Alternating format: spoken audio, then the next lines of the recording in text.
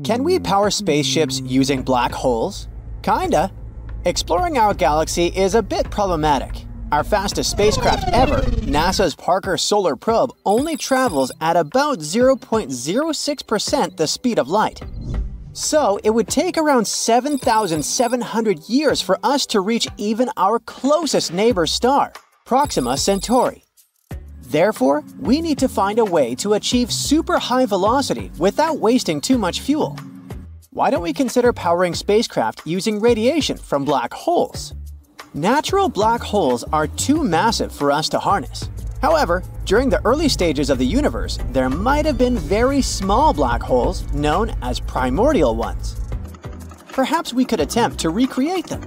In order to do so, we would need to concentrate a massive amount of energy on a minuscule point. Imagine a mass of about 1,000,000 tons with a radius of a few attometers. Scientists have devised a method to accomplish this. By collecting a vast amount of the sun's energy using solar panels, directing it towards a single point, surrounding it with collectors to capture the emitted energy, and utilizing its radiation to power a spaceship. What a brilliant plan! As for the implementation, we'll have to wait and see how it unfolds. Scientists in Japan have developed artificial wombs that can nurture premature baby sharks. They help embryos to be prepared to be born properly. These artificial wombs can power little sharks for almost a year.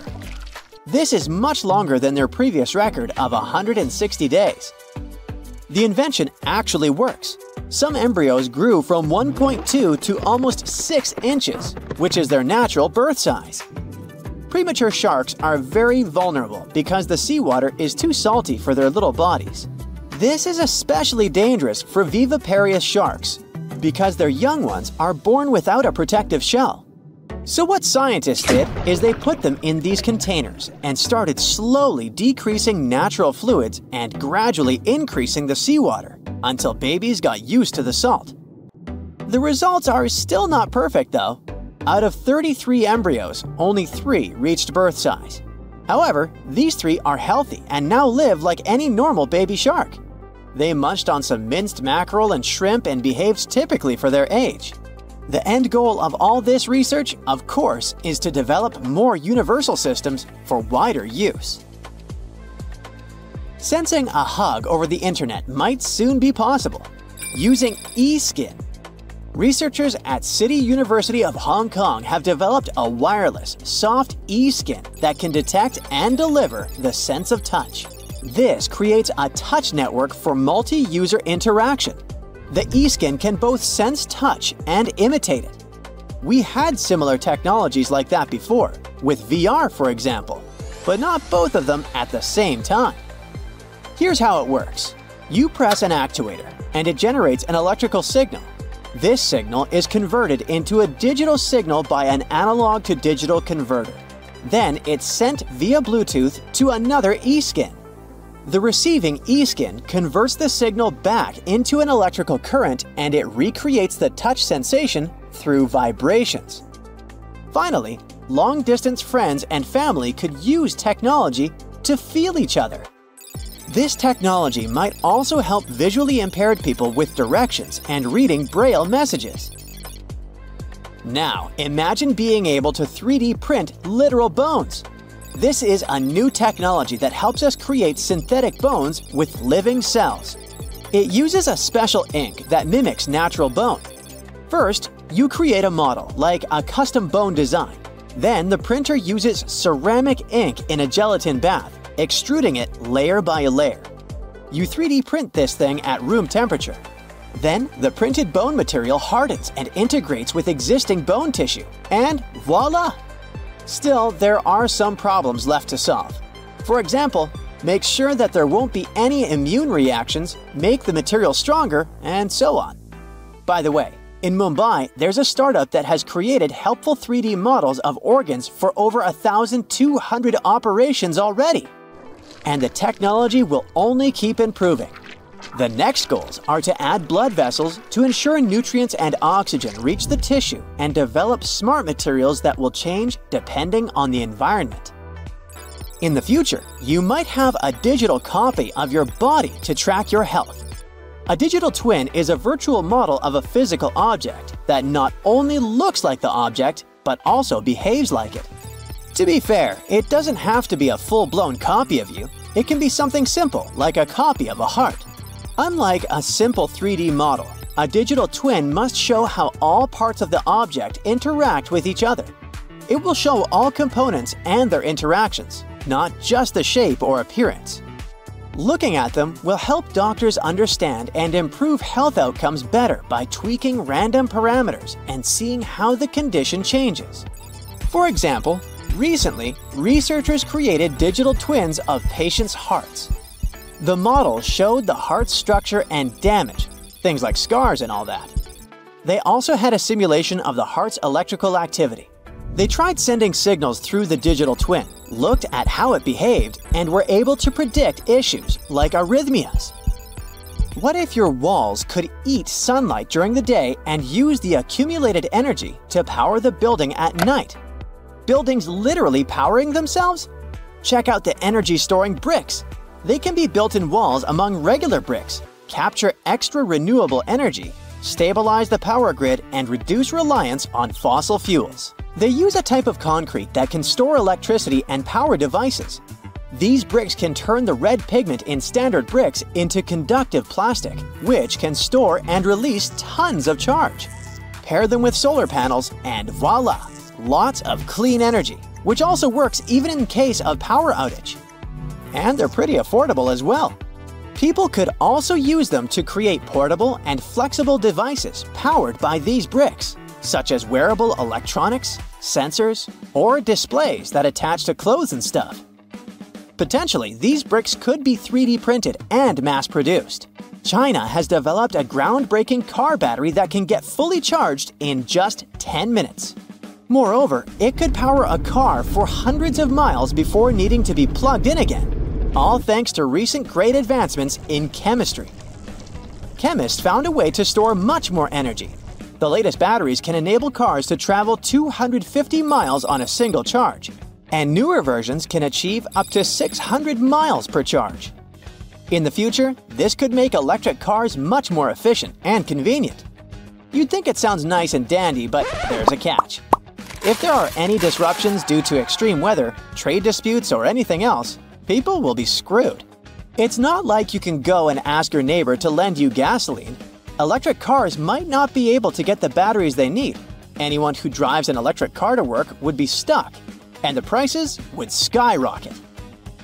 There's also a weird type of battery that is made of sand. Finnish engineers filled a large steel container measuring 13 by 23 feet with 100 tons of sand. They then heated the sand using wind and solar energy. This method allows energy to be stored for months. In a battery like this, electricity used to heat air in a special system of pipes. The hot air then flows through these pipes to warm up the sand. This generated heat can be used as energy. This is called resistive heating.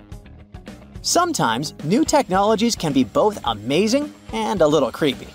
That's definitely the case with necrobiotics.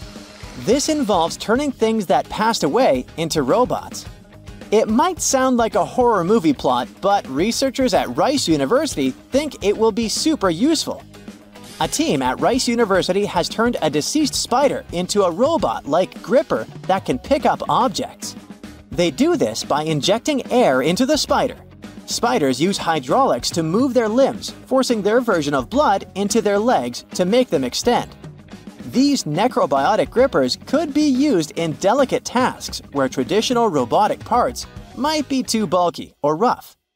So listen, if you don't want your next barbecue party to end up at the emergency room, you might want to get rid of that wire brush you used to clean the grill. Over 100 people have to seek medical help because of it every year.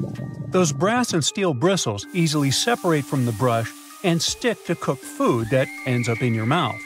With each swallow, they go deeper and deeper. They can poke into or puncture the lining of your mouth, throat, and esophagus, or somewhere else down your intestinal tract. The symptoms this causes could be signs of many different conditions, and because of their tiny size, the bristles are really tricky for doctors to spot. So you can lose the precious time to solve the problem at an early stage.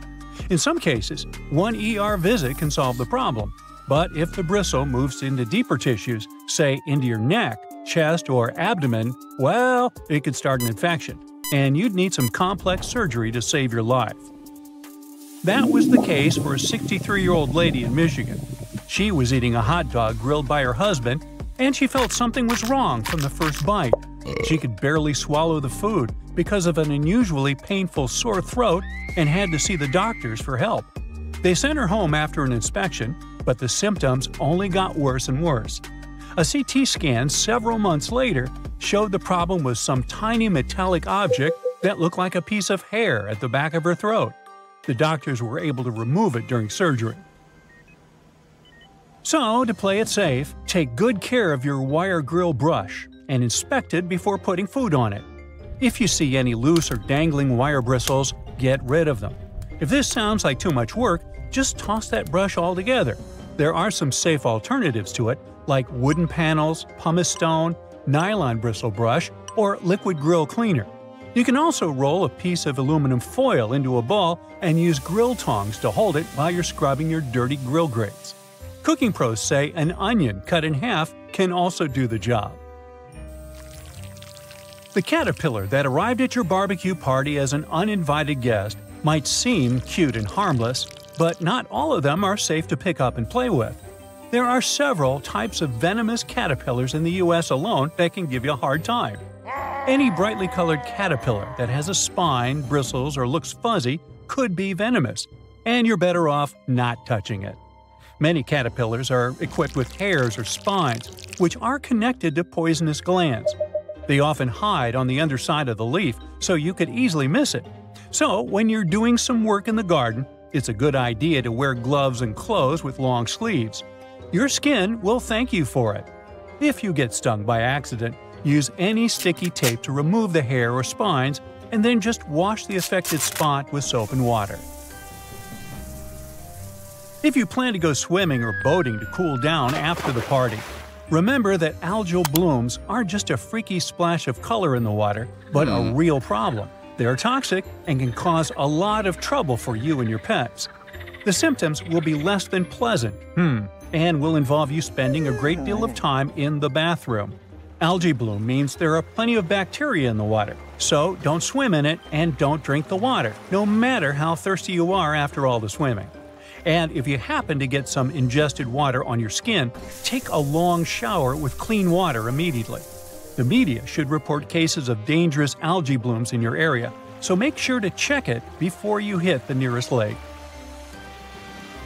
Wild parsnip might not appear in your summer nightmares, but this yellow-flowered plant can do some really mean things to your body. It contains a substance called solerin, and when you accidentally touch it and then enjoy a walk in the sun, the effect it will leave on your skin will be as nasty as the name Sorolin. And you could have dark red or brownish discoloration on your skin for months after your unwanted rendezvous with the plant. It's mostly active and mischievous between May and July, so watch out. Alright, a garden hose must be completely safe as, unlike the grill brush, it doesn't have any small metallic parts, right? Well, when you leave it hanging out in direct sunlight, the water inside can heat up to 120 degrees Fahrenheit. If you spray someone with water this hot, their skin won't love it. It's especially dangerous for youngsters and pets. So, if you see someone blissfully unaware, grab the hose, take it from them by force if needed, and let the water run for a few moments before you let anyone play with the hose. It's for their own good. The intense sun can also heat up all the bad chemicals the hose itself contains, like lead and phthalates. So, check what yours is made of and replace it with a safer version that's labeled lead-free or drinking water safe if you plan to use the water for drinking or playing. And if you already have a safe version, but suddenly smell a terrible odor, it could be the algae and bacteria that just love stagnant water. If it comes into contact with your skin, or you swallow it by accident, you could have some serious health problems. The best you can do is replace the hose, And yes, make sure you keep it in a cool, shaded area and drain it well after every use. Now, you're never too old to love the trampolines, but the trampoline might not love you back and give you a spinal injury or broken bones. Almost 100,000 injuries like this with young users happen every year because they're so easy to fall from or land in the worst possible way during a somersault or a flip. The biggest risk of trampoline trouble is when more than one person is using this fun contraption. Nearly 75% of all accidents with trampolines happen when two jumping youngsters crash into one another. And no, some netting or padding really can't save the day. If you want to keep things safe, make sure there's always only one person at a time on the trampoline. You're going to need to install shock-absorbing pads that completely cover the trampoline's metal frame, springs, and hooks. If you see any signs of the padding getting too old, like tears and fraying, you need to replace it immediately. Make sure the trampoline stands on level ground and isn't too close to other structures and trees. A slide in your backyard, no matter if it's made of metal or plastic, can turn into a frying pan under the sun and can heat up to 189 degrees Fahrenheit. So, before you jump on it or let someone else do it, check the temperature of the whole thing top to bottom. And even when your little sister or someone else you love is begging you to go on a ride with them, don't do it.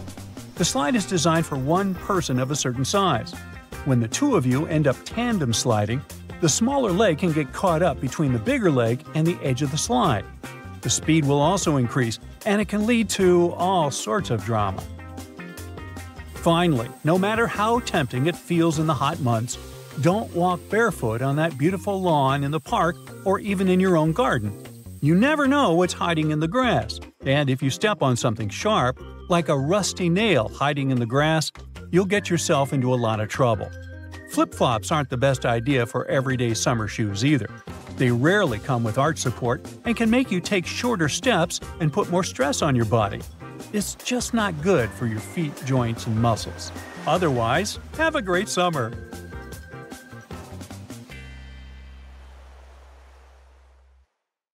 Now, doctors recommend risking your life at least twice a day.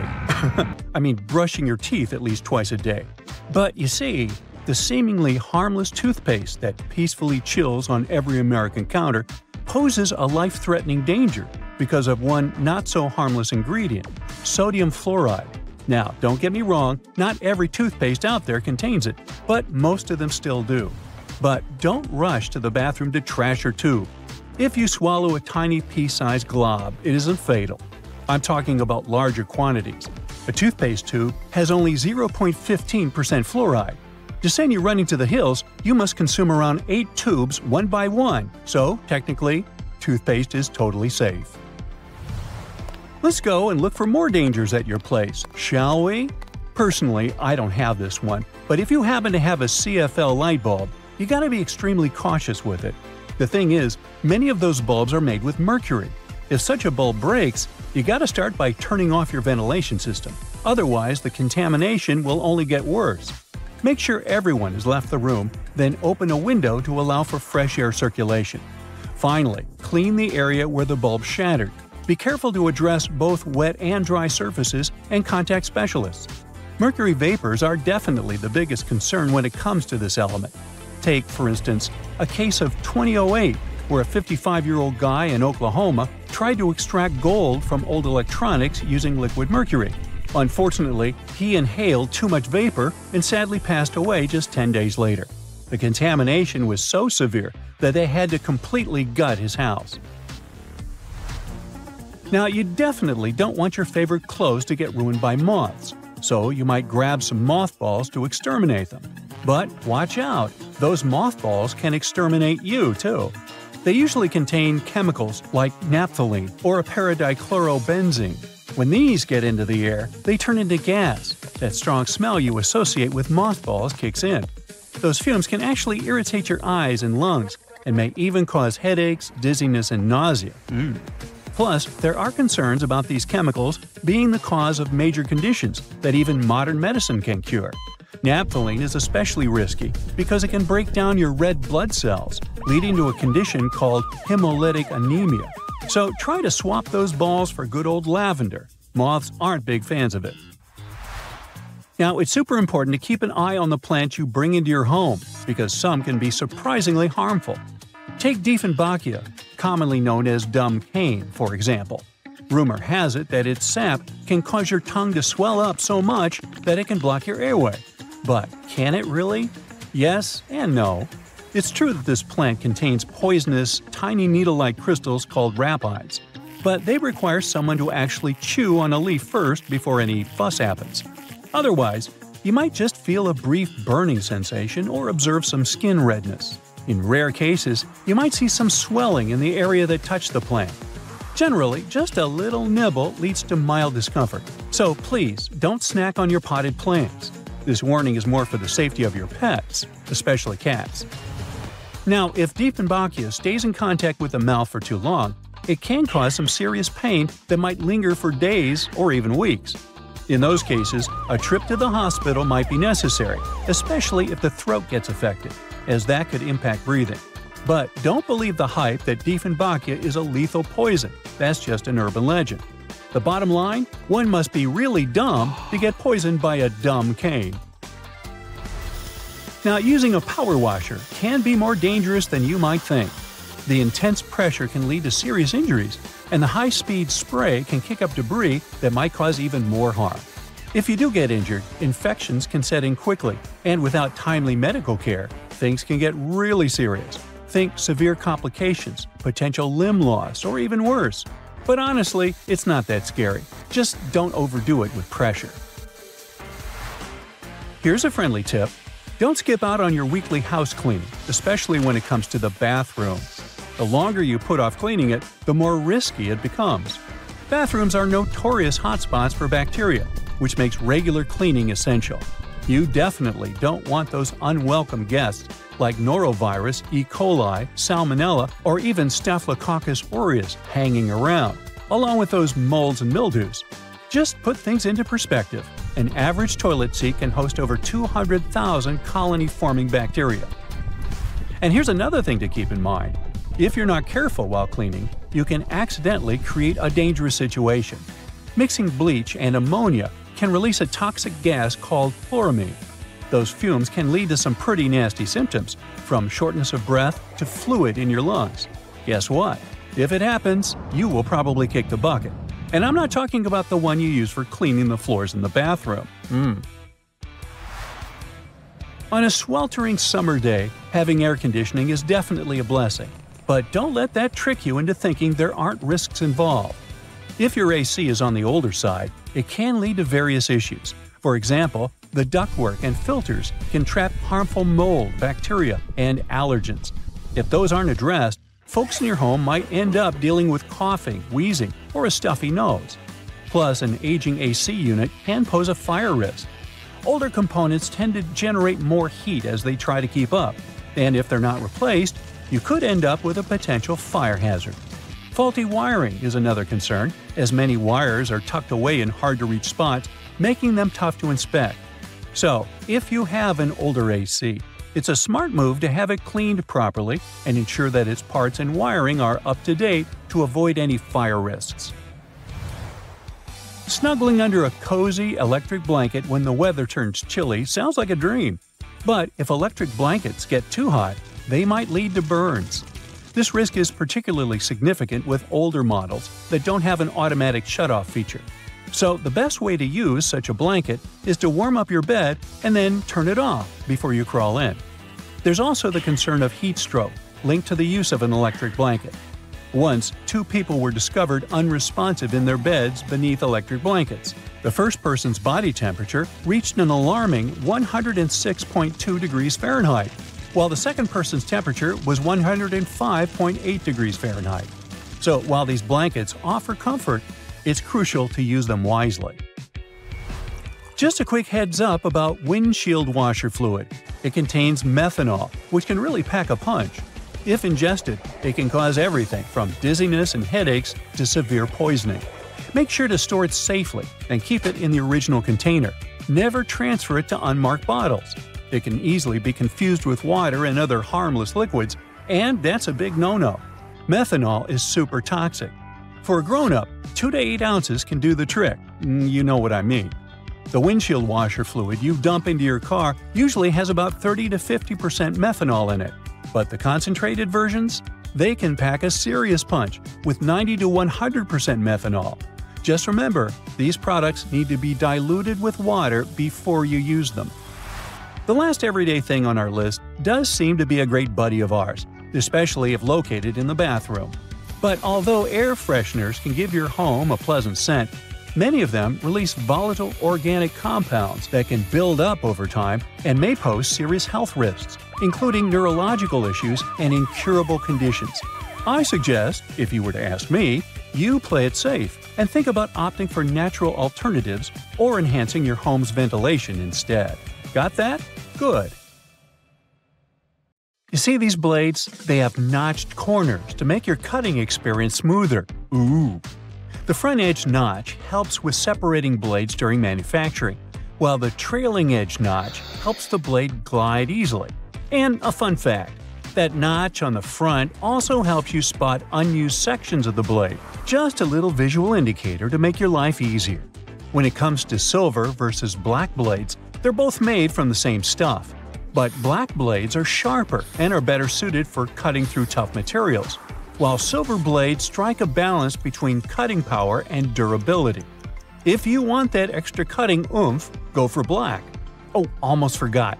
The only thing those blades aren't meant to cut is food. It has a rust-proofing oil coating, which is not safe for humans. Check this one out. It's totally giving me childhood vibes. Now, I remember my grandma having tomato-shaped pincushions just like this, and sometimes they would look more like a salad, with a little pepper thrown in there. Well, believe it or not, this salad actually has a purpose. The tomato keeps your pins in place, while the pepper keeps them sharp. Those peppers are filled with sand, which helps keep your pins nice and sharp. And it's not just sand. Crushed walnuts can also be used to keep your pins in tip-top shape. Now look at this multiple pocket tool and this little hook on it. It's a bit of a mystery, but it's actually pretty handy. I counted at least 4 different applications. 1. You can use it to carry all sorts of awkward stuff, like camping gear or heavy parcels. 2. Need to twist some wire or play around with knots? The parcel hook has got you covered. 3. This hook can save the day with those stubborn zippers, like the ones on your luggage. 4. It's great for pretending to be a budget version of Captain Hook. If you know more applications, let me know in the comments. Apple users, with this feature, you'll never get laundry surprises again. Now, I bet you've had this situation at least once in your life. You wash your stuff, and when you take it out of the washing machine, the size seems to only fit your cat. Your iPhone camera can actually translate those funky laundry symbols for you. There are 2 requirements though. You must have iOS 17, and your phone must be in English. Take a photo of the care label, go to the Photos app, and see the details of the image. Everything will be automatically decoded and explained to you. Now, many toasters come with nifty removable crumb trays at the bottom. It's super important to give these trays a good clean every now and then to keep your toaster running smoothly and avoid any potential fire hazards. Just pop them out, shake out the crumbs, and you're good to go. Where you shake them out is up to you. Those little compartments on your gas pump aren't just for show. They're actually there to hold your cap while you're filling up. This nifty feature keeps things tidy and prevents any spills or drips on the handle. So, say goodbye to messy refueling experiences and hello to a cleaner pump. Plus, it makes the whole process way more convenient and efficient. Now, I'll bet your oven gets so greasy and dirty sometimes that you can even hear it oink. Just kidding. I know you're a tidy person. Anyway, if you're looking for a way to bring your kitchen cleaning to a whole new level, here's a tip for you. Most oven doors have handy latches that let you pop the door off for easy cleaning, saving your poor back from the strain. When you're draining noodles or potatoes, there's no need to bother transferring everything to a colander in the sink. Just throw the colander right into the pot, hold it down, and pour the liquid out. It makes life so much easier. especially when you want to save that starchy water for recipes. It's a must for authentic pasta, by the way. So let's say you've snagged this gem at a thrift store a while back for just under $1. It's seen better days, serving as an ashtray, but you decide it's time to give it a new lease on life. Here's the lowdown on how to make it shine again. Mix up a solution of boiling water, baking soda, and table salt in a bowl lined with aluminum foil. Let the piece soak for about 15 minutes and repeat this process 3 times. In between soaks, gently scrub any rough spots with a microfiber cloth. After the final soak, dry the piece off and rub on some toothpaste, baking soda, and peroxide. Buff out any remaining tarnish with a clean, dry microfiber cloth. Rinse it off, and now your piece is practically gleaming like a mirror. These aluminum foil boxes have nifty little tabs on the sides that make it super easy to grab a sheet without any hassle. It's like a fancy little bonus that makes the product a breeze and ensures you'll have a smooth sailing experience every time. Manual can openers often come with a handy built-in feature, also known as a bottle opener. It's like getting 2 tools in one. But did you know that this bottle opener actually has another useful function? It can help you loosen those stubborn, hard-to-open jars. Simply lift the lid slightly at a couple of points with the bottle opener, and then watch it as it effortlessly twists right off. Yeah! Okay, I just found that, apparently, you're supposed to save the first and last slices of a loaf of sliced bread for last. It's like a bread hack or something. Apparently, those end pieces help keep the rest of the bread fresher for longer, and you shouldn't eat them until you've devoured the rest of the loaf. So, next time you're making a sandwich, save those heel slices for the very end. Even bread eating needs a good strategy. Now look at those blue levers on the top rack of your dishwasher. I was curious about them too, and it turns out they're actually water bottle sprayers. They help to ensure that your bottles get a thorough cleaning and rinse during the wash cycle. Many vegetable peelers have those little scoops on top for taking out the eyes from potatoes. And here's a cool tip. You can actually use vegetable peelers in both directions to peel faster, but most people just stick to one direction. When using yellow mustard, make sure to push the lid of the bottle all the way open until you hear a satisfying click. This way the lid will stay securely in place and won't get in the way when you're dispensing the mustard onto your food. It's a simple step that can make your condiment experience hassle-free and enjoyable. So there. You know that little hole at the end of your pot or pan? Well, it's not just for show. You can actually use it as a handy holder for your forks and spoons. Next time you're cooking up a storm in the kitchen, just pop your utensils in that convenient little hole and keep them close at hand. Okay, just a heads up to remember to switch the direction of your ceiling fan for the changing weather, and to give it a good clean too. I've seen that a lot of folks found it helpful before to reverse the fan's direction by flipping a switch for different seasons. So this is just a friendly reminder to go ahead and do it again, pushing hot air down and pulling cold air up. When you're chowing down for some pizza, just tear off the top of the box and use it as a big old plate. You can even rip the box in half and fold it to save some leftovers for later. Well, that's it for today. What, you want to know more cool facts? Sure, but you'll have to subscribe and hit the bell to get more videos. I'm waiting. Go ahead. Public toilets can be absolutely disgusting, and it's sort of frustrating when you pay for it but can't really use it because of the mess inside. But now there are completely transparent toilet cubicles, and you can actually see if the toilet is good to be used before spending money on it. This innovation comes straight from Japan, but worry not, these toilets won't deprive you of your well-deserved privacy. These new see-through toilets are made with special colored glass that turns opaque when in use. Bonus here, at night, these public toilets can serve as beautiful park lanterns, thanks to multicolored lights. Geese are now hired by some police departments in China. The police in one province in China found a new way to keep police stations secure overnight. Instead of using dogs, they've turned to geese. Several years ago, there was reportedly this break-in at a police station, but guard geese saved the day. They spotted the intruder and alerted the police officers before he could steal a confiscated motorbike. Experts think geese make great protectors because they have super sharp senses and are always on high alert. See, geese have hearing and vision, so they can spot trouble from far away. They're also very territorial, which makes them perfect for guarding places like police stations or chicken coops. Unlike dogs who can be bribed with treats, geese stay focused once they start honking. They can be a handful to calm down, but they're pretty low maintenance otherwise. Just feed them cracked corn and grass, and they're good to go. So they can be bribed with treats. Residents in Bulawayo, Zimbabwe's second-largest city, were being asked by city officials to flush their toilets at the same time to help with sewer blockages caused by water rationing. The city council wanted residents to flush at 7:30 p.m. when the water was back on. That synchronized flushing was needed to clear up built-up waste. The first synchronized flushing was successful, but some residents doubted its effectiveness. Despite this, the city planned to continue with the initiative twice a week.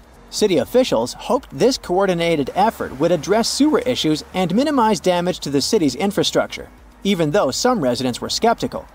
I bet this tore the fabric of space and time, though, somewhere in the universe. Those who have no one to leave their cat with while on vacay, the solution for you was invented back in the 1970s.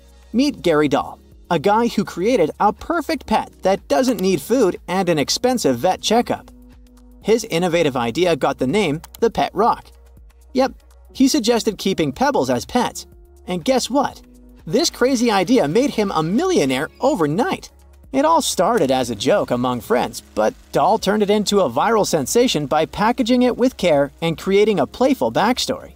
The Pet Rock became a popular holiday gift in 1975, selling about 1.5 million items at about $4 each.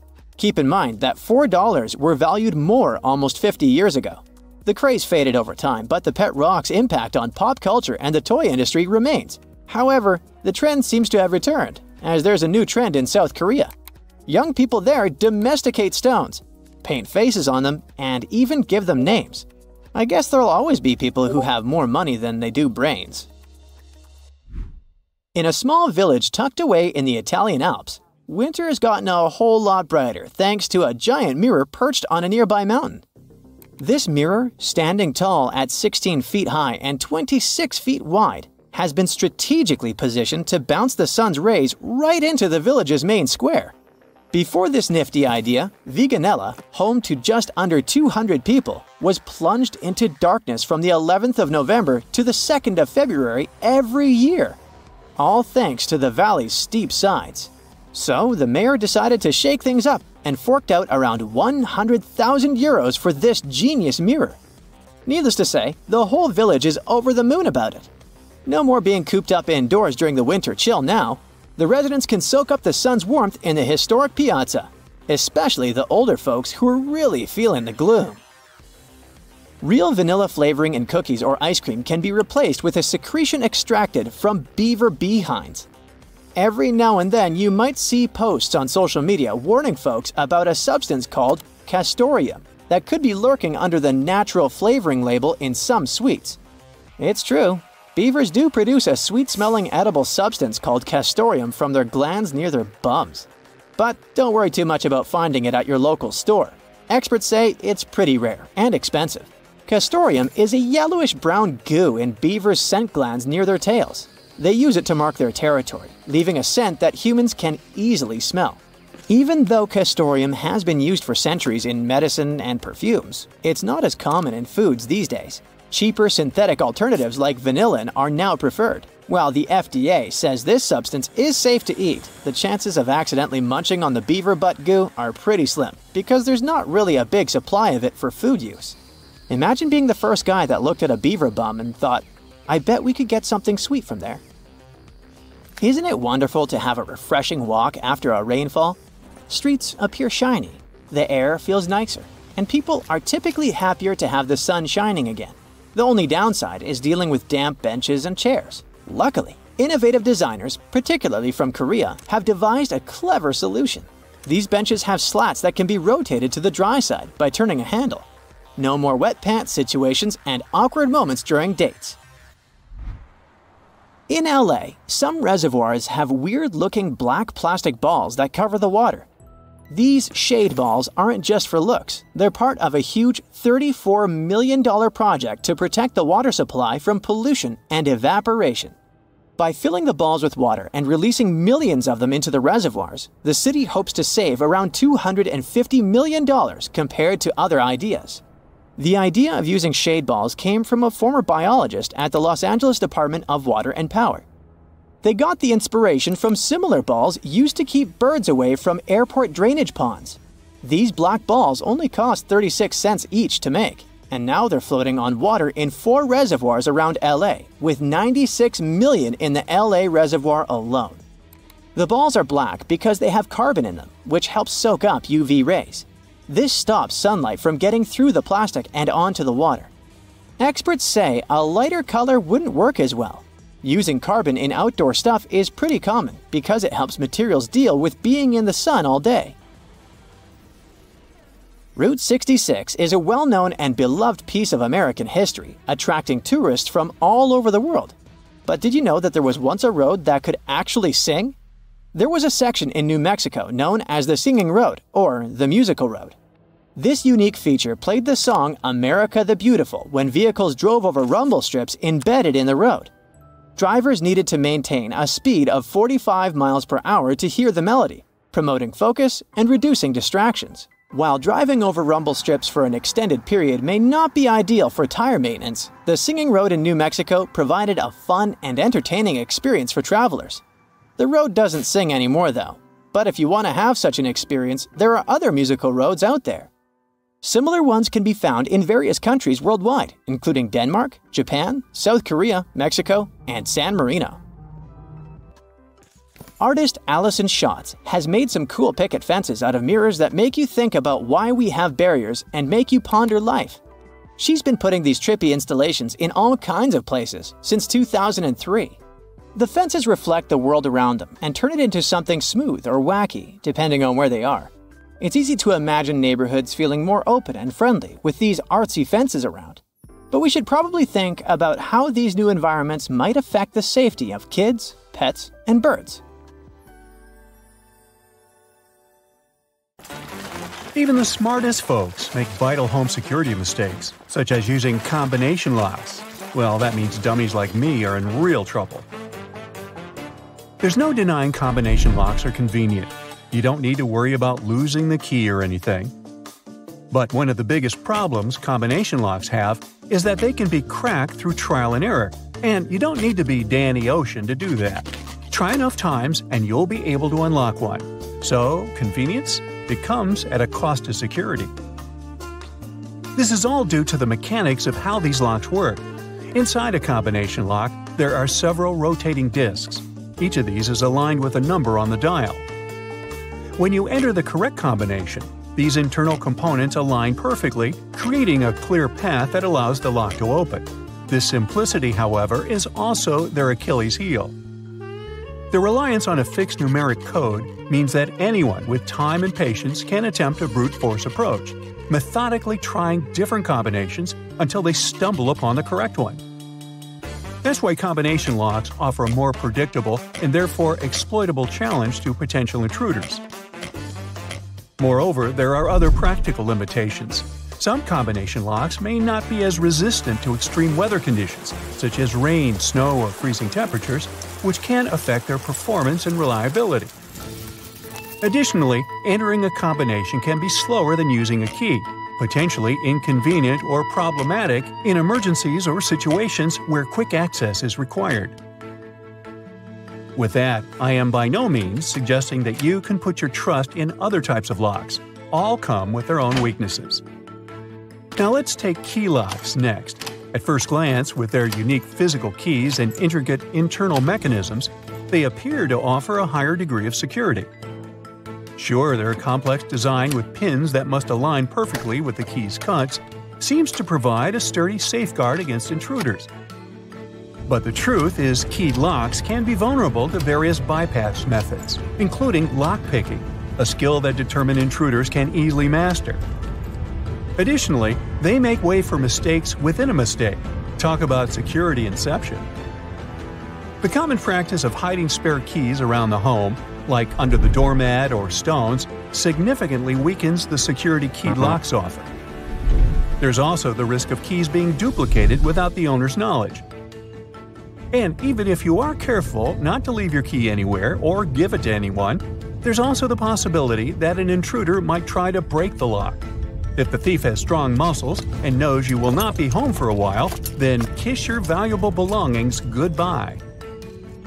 Now, how about key safe locks? You know, the ones that people use for rental apartments? These devices are typically mounted to a wall or other secure surface and can be accessed only by entering a correct code.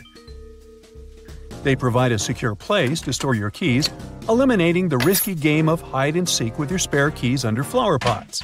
Sounds like a solid plan, right?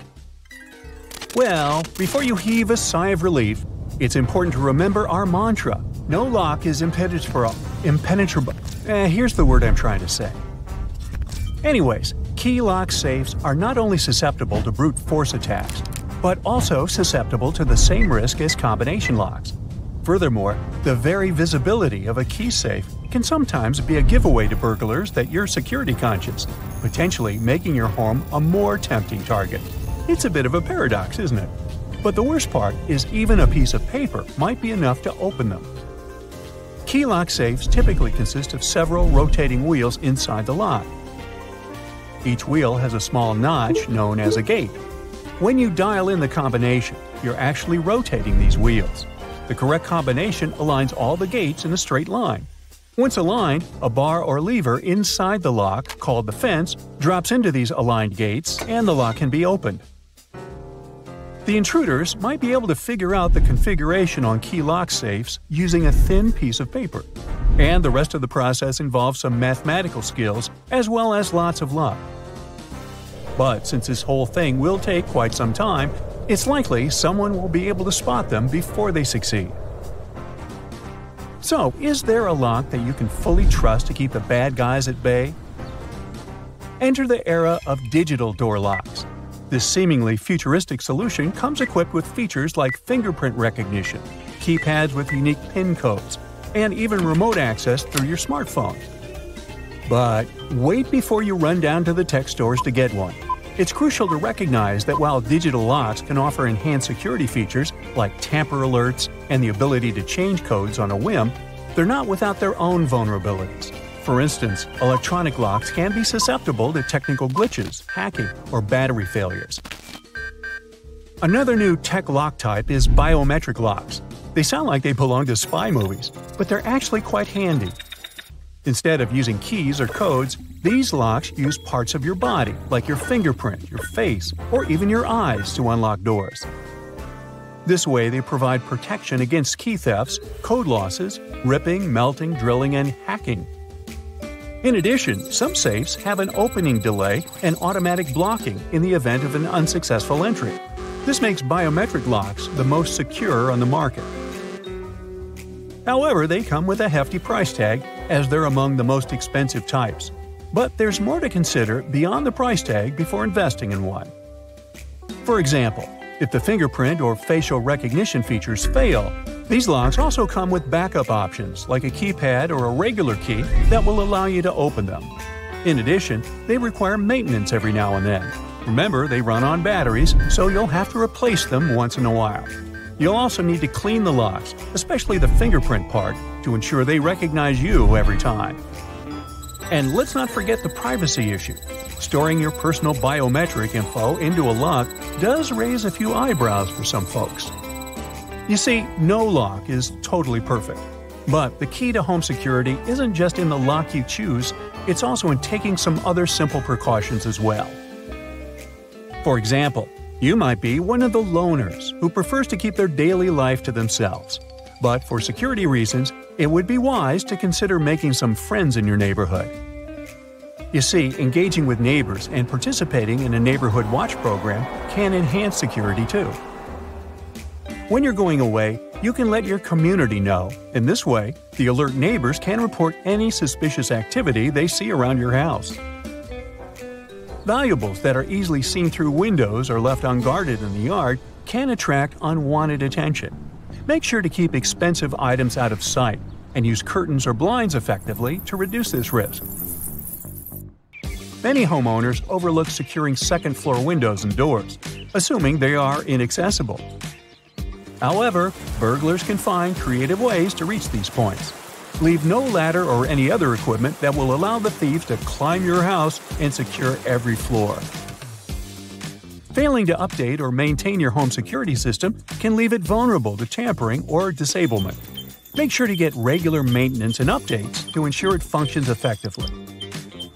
Poor outdoor lighting provides cover for burglars to approach unseen. Try solutions such as installing motion sensor lights and ensuring the exterior of your house is well lit to deter potential intruders. You also need to consider the fact that no matter how many security measures you take, there's always the possibility of a thief being able to bypass them and enter your home. That's why you should have a safe in your house. It's a secondary line of defense that's often overlooked, but in the case of a break-in, a secure safe can help you protect valuable documents, jewelry, and other irreplaceable items. And lastly, an often overlooked aspect of home security is digital. If your Wi-Fi network is unsecured, this can be a gateway for cybercriminals to access your personal information in smart home devices.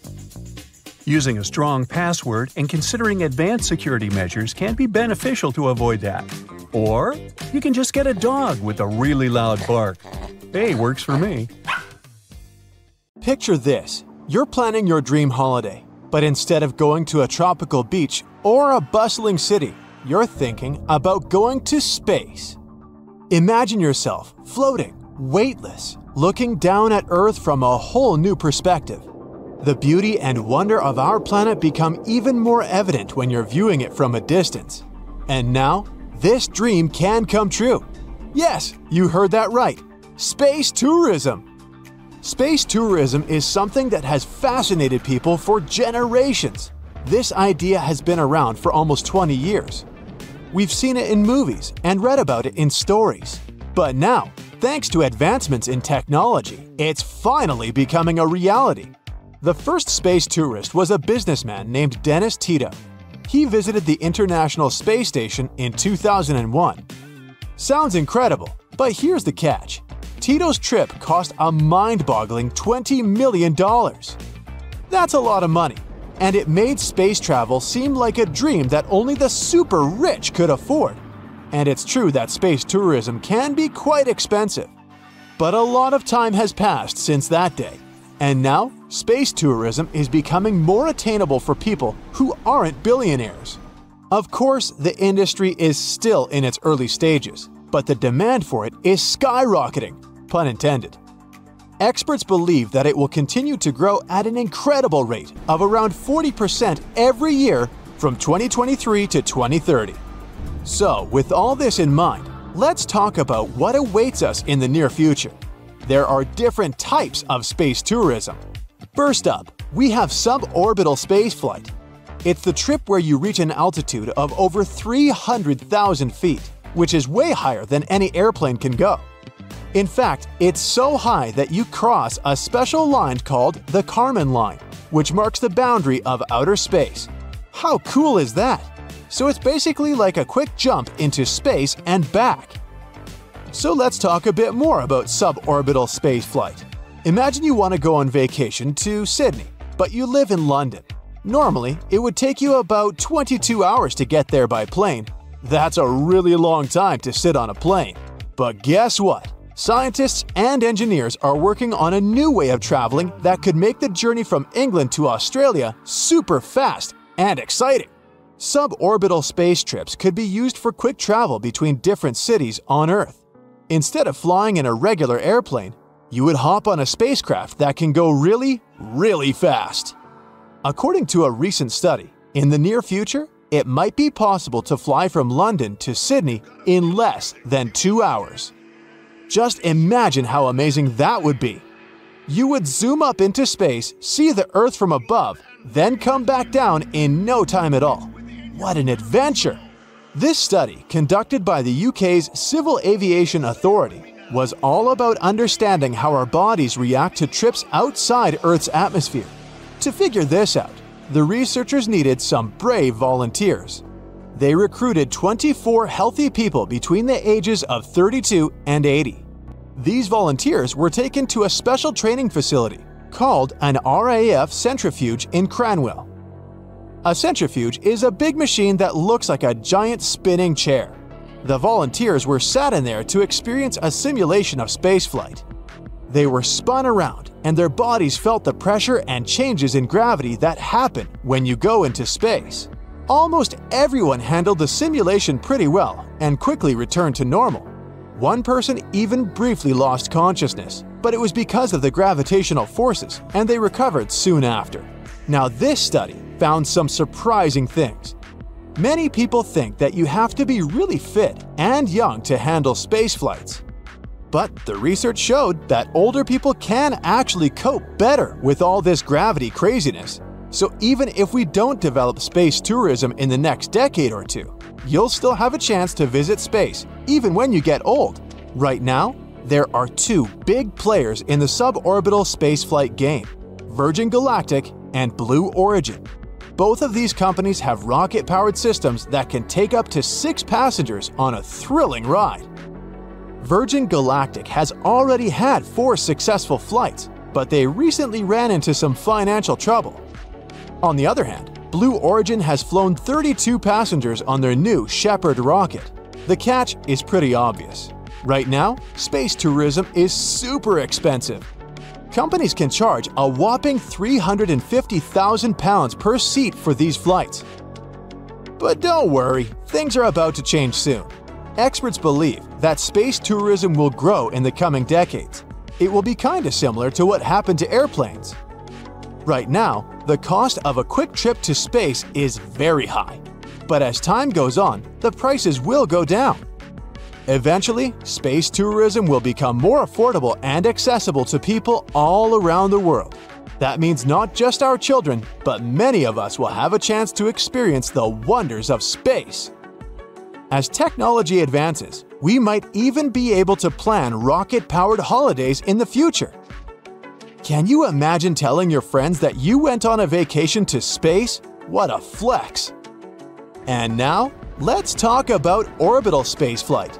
This is the real deal, where you get to spend more time in space. Instead of just a few minutes, you can spend anywhere from a few days to over a week up there.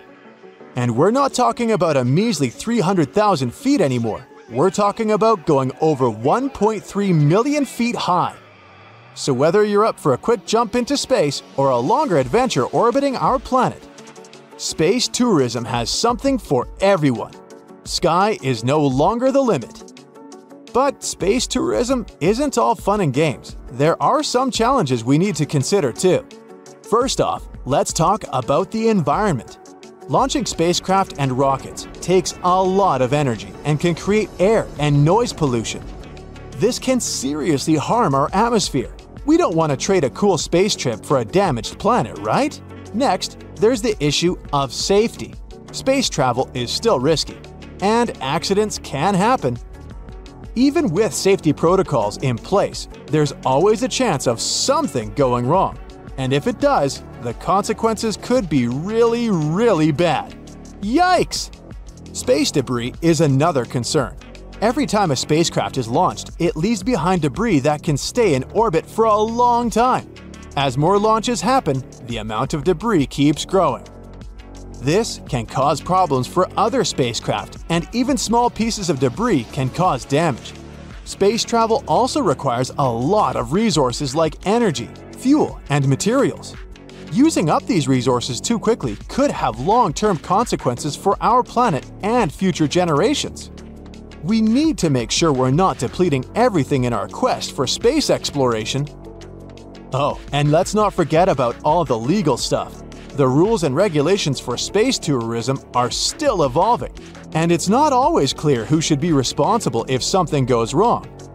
Plus, there are concerns about how space tourism might affect international space laws and treaties. We don't want legal chaos in the final frontier. And finally, to achieve our dream of taking spaceships like planes, we'll need better infrastructure and logistics. We'll need to build more spaceports where spaceships can take off and land. But don't worry, scientists are actively working to solve these problems. Remember, it's not just us who are excited about space tourism, even governments are joining the fun. Many countries are investing in space tourism too. It's a global phenomenon. So even though there's still a lot to develop in this industry, it's pretty obvious that the aviation industry might go through a big revolution. Traveling long distances would become much quicker and more exciting. And judging by the way development is going, the first big breakthrough in this area will be made in North America. So, get ready for a new era of travel. What an exciting time to be alive, right? The universe is calling, and it's time for us to answer. Stay tuned! Nowadays, it seems like everyone in the world has a new best friend who helps them with their schoolwork or jobs, answers whatever question occupies their mind, and even gives life advice if they need any. And the best part is this friend is always within reach. But who is it? Or more like, what is it? It's none other than ChatGPT, of course. But there's a catch. You need to ask the right questions or choose the right words when chatting with it. In other words, you need to lead it in a certain direction to get solid answers.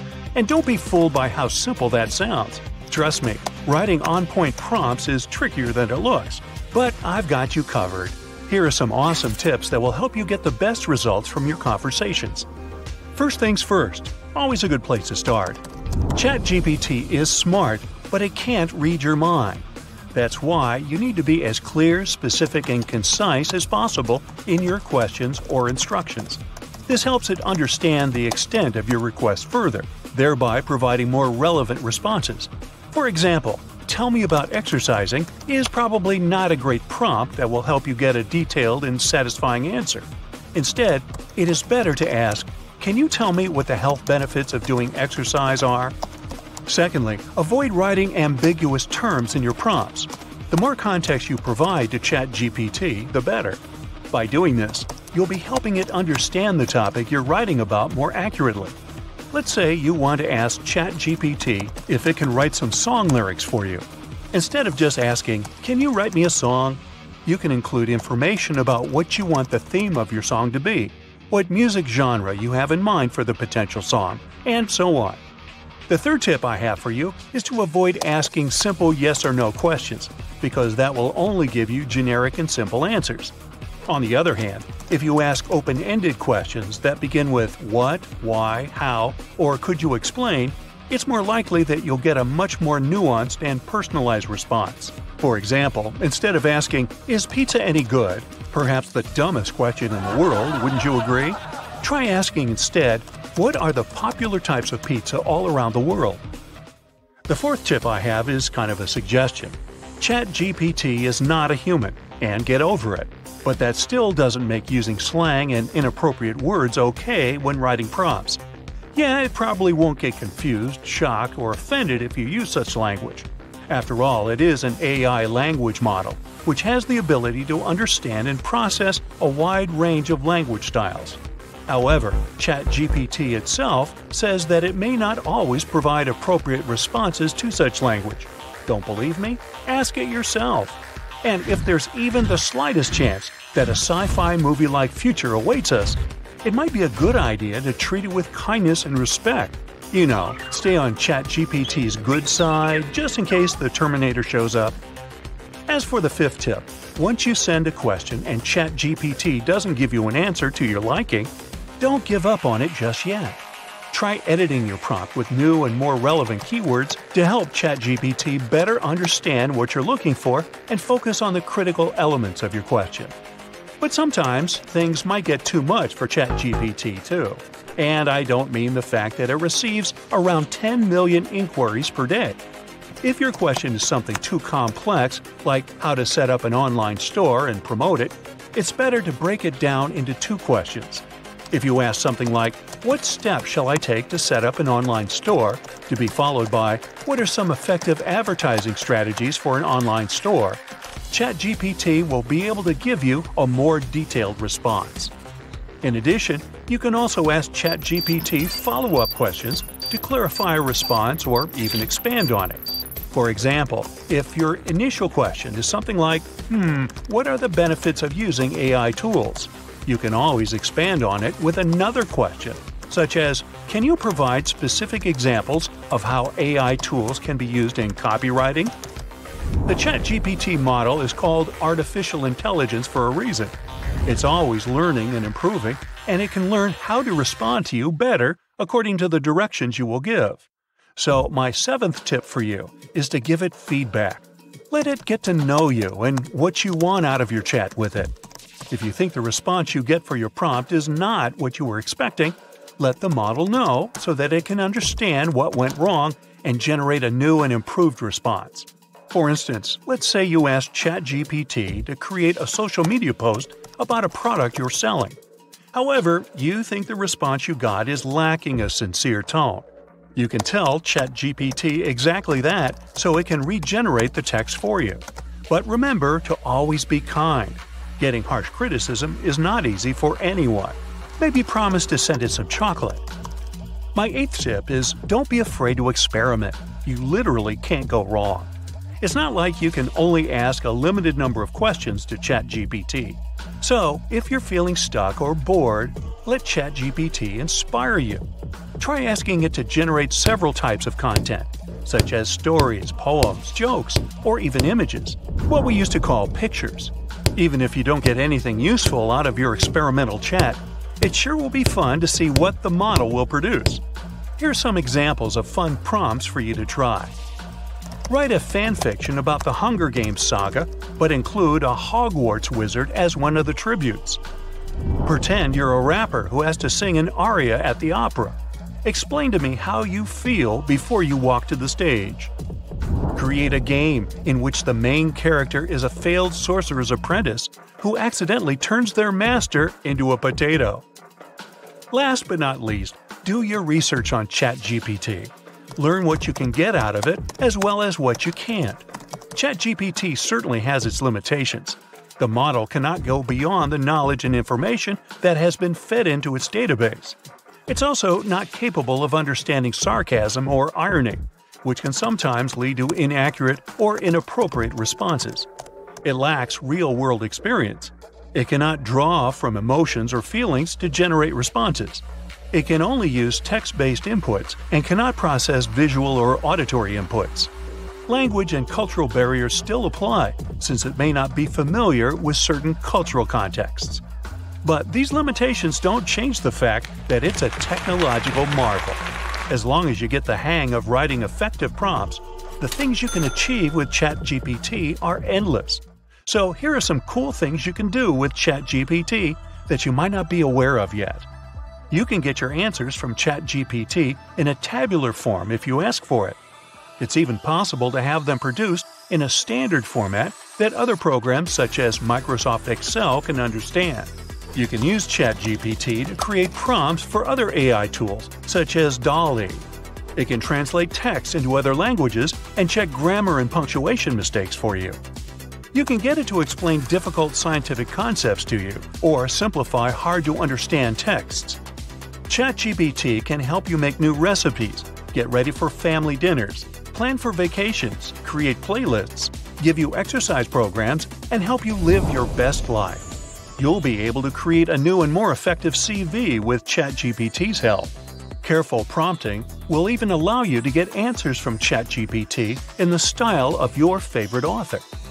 Now, before I leave you rushing to ChatGPT's website to try everything you've just heard, you need to know prompt engineering is actually becoming a specialized skill of its own.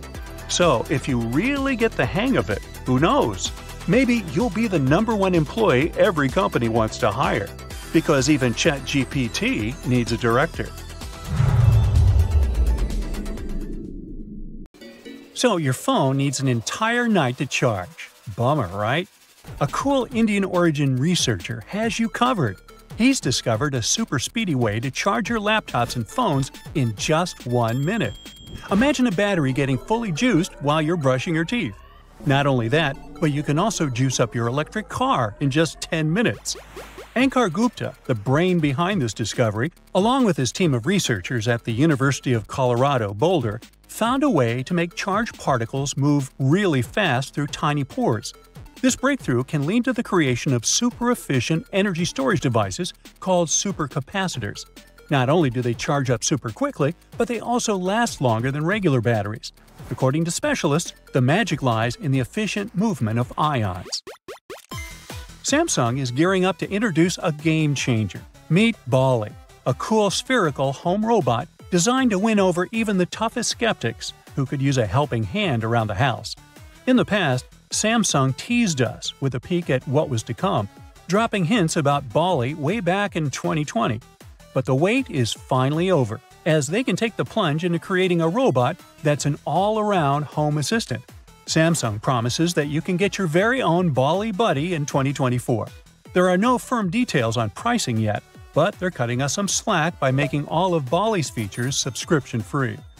However, Samsung isn't alone in the quest for a spot in your living room. LG is hot on their heels, boasting about their own companion robot set to make its grand entrance in 2025. The Squad Solar City car might be the coolest ride in town. This innovative vehicle is the world's first solar-powered car designed for urban and suburban mobility. It's the perfect solution for tackling emissions and congestion in the city, whether you're sharing it with friends or cruising around solo. Imagine the ease of a moped combined with all the comforts and security of a car. That's what Squad offers. Also, say goodbye to parking headaches, traffic jams, and congestion charges. This ride is a significant change.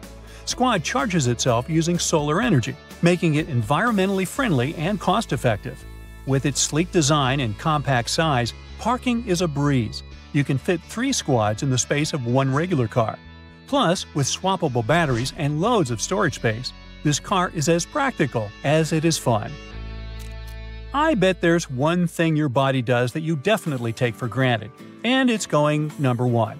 I'm talking about that mechanism we've got that helps us know exactly when it's time to go number 1. However, for some folks with spinal cord injuries or conditions like multiple sclerosis, that connection between the brain and the bladder can get a bit wonky, causing all sorts of issues. ManyThings, a cool company from South Korea, has produced a solution that's sure to save the day. They've created a nifty wearable patch that uses near-infrared technology to peer into your bladder and give you a heads up when it's time to hit the restroom.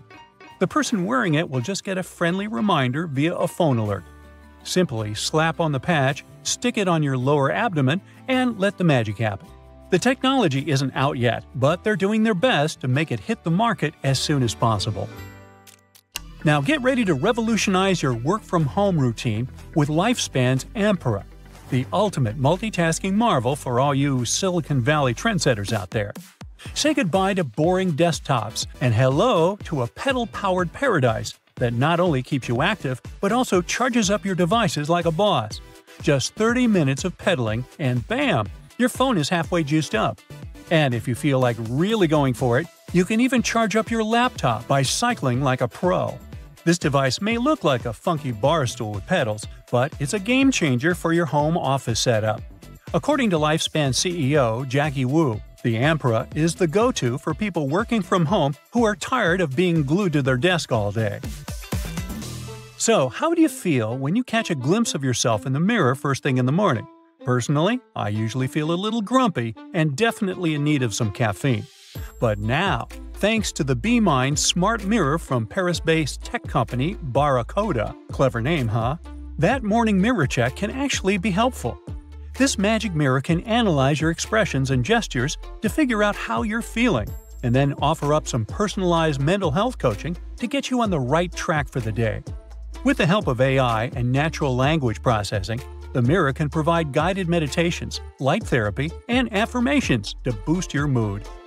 According to Barracuda specialists, this new technology has the potential to improve the quality of millions of lives by monitoring subtle changes in health. And that's not all the mirror can do. It can even help guide you through your morning toothbrushing routine and analyze your skin's needs. But the real question is, can it whip up a cup of coffee? Unfortunately, not yet. But maybe that'll be the next upgrade.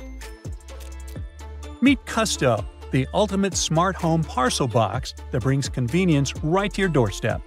Imagine having your very own personal custodian, keeping track of all your incoming and outgoing parcels and alerting you when needed. No need to worry about manual input. Custo opens with just a scan of the parcel's tracking number, thanks to real-time checks with over 1,500 courier APIs. You can easily grant access to family and friends through the mobile app, using unique QR codes for one-time or recurring visits. Plus, rest assured that your smartphone will promptly notify you about every delivery. Taking a leisurely stroll is a fantastic way to get your exercise in. But let's face it, sometimes it's not as easy as it sounds. Whether you're getting up there in age, battling some condition, or just feeling a little weak in the muscles, walking can be a real challenge. Enter WIM, the brainchild of South Korean robotics wizards at We Robotics. This nifty little gadget straps around your waist and legs, giving you a 20% boost in energy while you walk. This means you can go further and feel less like collapsing at the end of your jaunt. The AI technology inside analyzes how you walk and even predicts your next move, getting smarter with each step you take. Plus, WIM isn't just for those hardcore athletes or folks with medical needs. It's for anyone who just wants to jazz up their daily stroll. The whole shebang weighs just 3 pounds and folds up into a compact little package that you can toss in your bag. And if you're feeling extra adventurous, WIM has an exercise mode that mimics walking through water, giving your muscles a real workout. Well, it's been a long time since we last saw those old physical keyboards on cell phones because touchscreens took over the industry. But wait! Click's technology has come up with a brilliant solution for those nostalgic BlackBerry fans. This cool iPhone case brings back that classic keyboard feel, thanks to a team of former BlackBerry, Apple, and Google employees. Sure, it may be a little pricey, costing almost $140 and slightly bulky. But who cares when you can type away like it's 2007? Finally, not all the chapsticks are the same. Lip Cure Beam may look like one, but it's the ultimate beauty gadget. This cool contraption does it all, from diagnosing your lips to giving them the TLC they need, and even adding a pop of color with makeup. The sleek Lip Cure Beam Cap has a special sensor that analyzes your lips' moisture level in a snap. Once you pop off the cap, you've got a handy makeup tool at your fingertips. With a swish and a swash, you'll be on your way to luscious lips in no time. Made with some fancy light-responsive materials, this nifty gadget works its magic by boosting your lips' natural defenses. In 1925, magazine publisher Hugo Gernsback created the Isolator, a bizarre-looking helmet for people who need to concentrate properly. Its first version was made using wood and felt. But Gernsback wasn't satisfied since it didn't block all the external sounds as well as he had hoped. Then, he redesigned the device, removing the wood and adding glass so users could see through it. But a problem emerged. The helmet could only be worn for about 15 minutes at a time before the user became drowsy. 38 years later, Gernsback presented the Tele Glasses, a handy, pocket-sized portable TV set. You might find them funny looking, but to be honest, today's VR goggles are only slightly less geeky.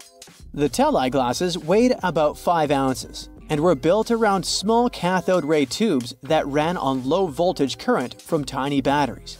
The device had a separate screen for each eye, which meant it could display stereoscopic images, working pretty much like 3D glasses.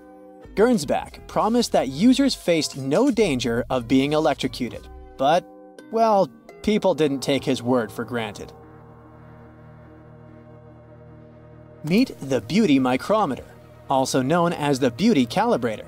This 1930s technology definitely looks like a Clockwork Orange device, but it was actually designed to enhance people's beauty. The specialist placed this thing around a person's head, and the flexible metal strips helped calculate facial measurements with great precision. The inventor was particularly focused on 2 measurements. The heights of the nose and forehead should be the same, and the eyes should be separated by the width of one eye. If the Beauty Micrometer spotted an imperfection, they suggested using makeup to correct the situation. so this device was supposed to be a big deal for actresses and actors working in the movie industry. But it was a flop, and it definitely didn't become a nationwide craze. Sheet masks are all about aesthetics nowadays, but they were way more bizarre looking in the past.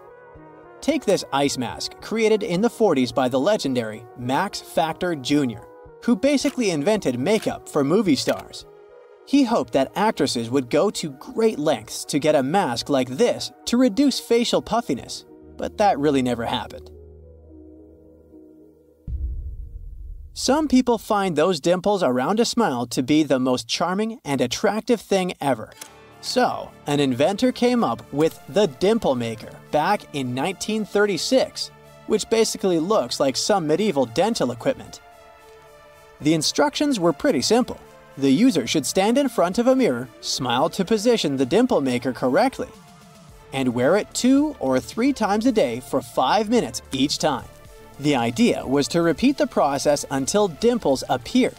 But no surprises here, the thing couldn't really make dimples look better or create new ones. In fact, the Medical Association even stated that this device could bring you serious health issues instead of conventional beauty. Even the most experienced men can injure themselves by shaving from time to time. So, probably only the bravest would pay to use this mass shaving machine, which allowed barbers to shave a dozen men simultaneously. This device appeared in a pilot for a TV series in the 60s, but it was invented in the 19th century. Still, the commercial success was never meant to happen, as this machine would simply never adapt to different face shapes. Another dangerous invention was the shoe-fitting fluoroscope. When shopping for shoes, instead of the usual try-on routine, people would step onto this cool machine that uses X-rays to show a real-time moving image of your feet inside the shoes. It's like a high-tech way to make sure your kicks fit just right. It sounds pretty cool, but these machines were actually dangerous since they were blasting out a crazy amount of radiation. I mean, during a quick 20-second view, you'd get a dose way above safe levels. Even though the radiation was aimed at people's feet, a bunch of it would scatter around, exposing everyone nearby. So, salespeople who spent hours around these things were getting a whole year's worth of radiation in just 2 hours. There were reports of injuries, so this invention was finally banned in the 70s. If you've got 2 left feet, you can learn how to dance with YouTube videos, or call your partner to help you out by using these Siamese dancing shoes. This invention made its debut in a 1981 mail-order catalog, intending to help couples stay in sync on the dance floor. But they were more likely to have you both tripping to the ground. Let me introduce you to the auto skates, an invention dating back to the 40s. The inventor used to kickstart the motorized roller skates as if firing up a lawnmower, and they could run up to 160 miles on a single gallon. But they had a little issue with the brakes, which could, not brake at all. So, a co-pilot was necessary there. And by co-pilot, I mean someone brave enough to chill on a little stool behind the driver and help brake using their own feet. If someone needed to take their whole family for a spin, they could just hop on the Goofy bike. This invention, unveiled in Chicago in 1939, was a bike for 4 people that also doubled as a mobile sewing station. When this quirky ride was parked, the sewing machine's legs kept the tall cycle from toppling over. But I wouldn't be so close to it, just in case. The auto skates and the Goofy bike seem like relatively safe ways to get around compared to a barrel. In 1901, a schoolteacher named Annie Edson Taylor celebrated her 63rd birthday by taking a journey down Niagara Falls inside a 5-foot-high wooden pickle barrel. Following her daring feat, 15 copycats tried using the same device to conquer Niagara Falls, but not all of them succeeded. Nowadays, attempting such stunts is prohibited due to the significant risks involved, and the fine is approximately $10,000. Back in 1929, someone apparently thought that wood veneer sheets could be the next big thing in bathing suit materials. They were advertising a kind of DIY and recycling method. And one of the promotional videos featured a girl explaining how she crafted her outfit using leftover veneer from building a house. The funny thing is that they even claimed that, so far, none of the bathing suits had warped or cracked.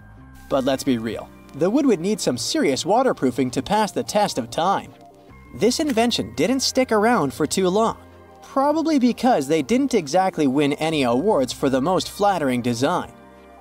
About 10 years later, men were seen rocking periscope top hats in London. This clever invention gave short people a slight boost to peek over heads in large crowds. The images bounced from a mirror at the top of the hat down to another mirror right in front of the eyes through a hole in the brim. But while they seemed a great idea for parades and sporting events, they simply weren't practical in any other situation. Whether you're feeling lazy or tired, there's really no excuse to skip your piano practice, all thanks to this 1935 invention, the foldable piano.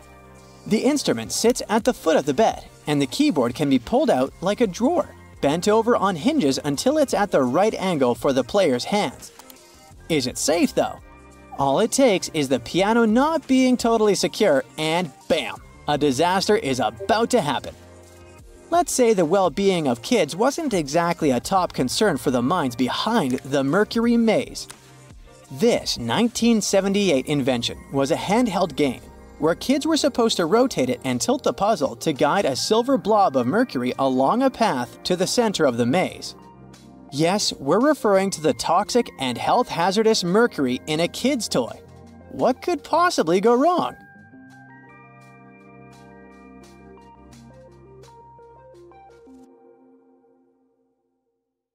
Now, as of today, there are around 400 million monthly active users hanging out inside virtual worlds. Doesn't feel all that crowded, but hey, I live on the other side of your screen. So, the sci-fi future we've been waiting for is already here. But technology is not all about fun and games.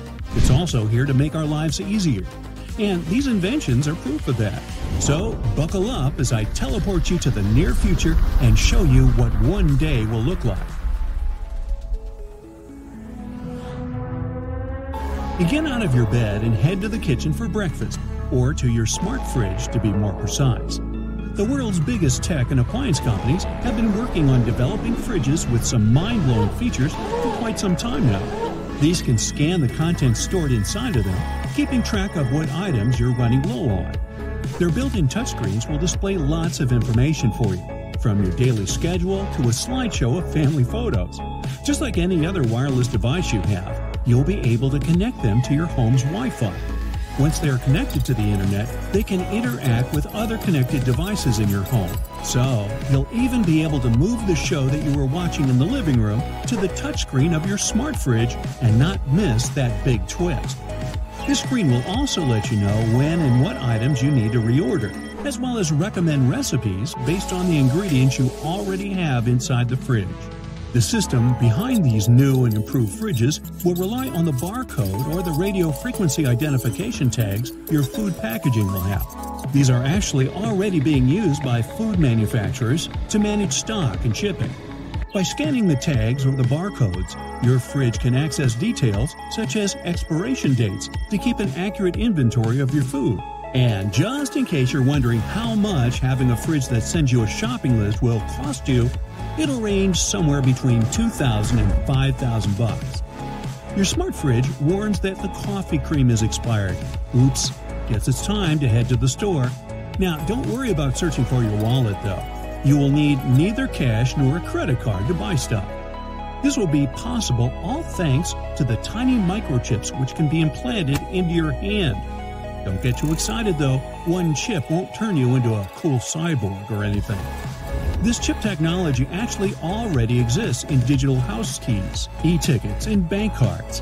What will make them different now is that once the implantation process is complete, they will get linked to all of your online accounts.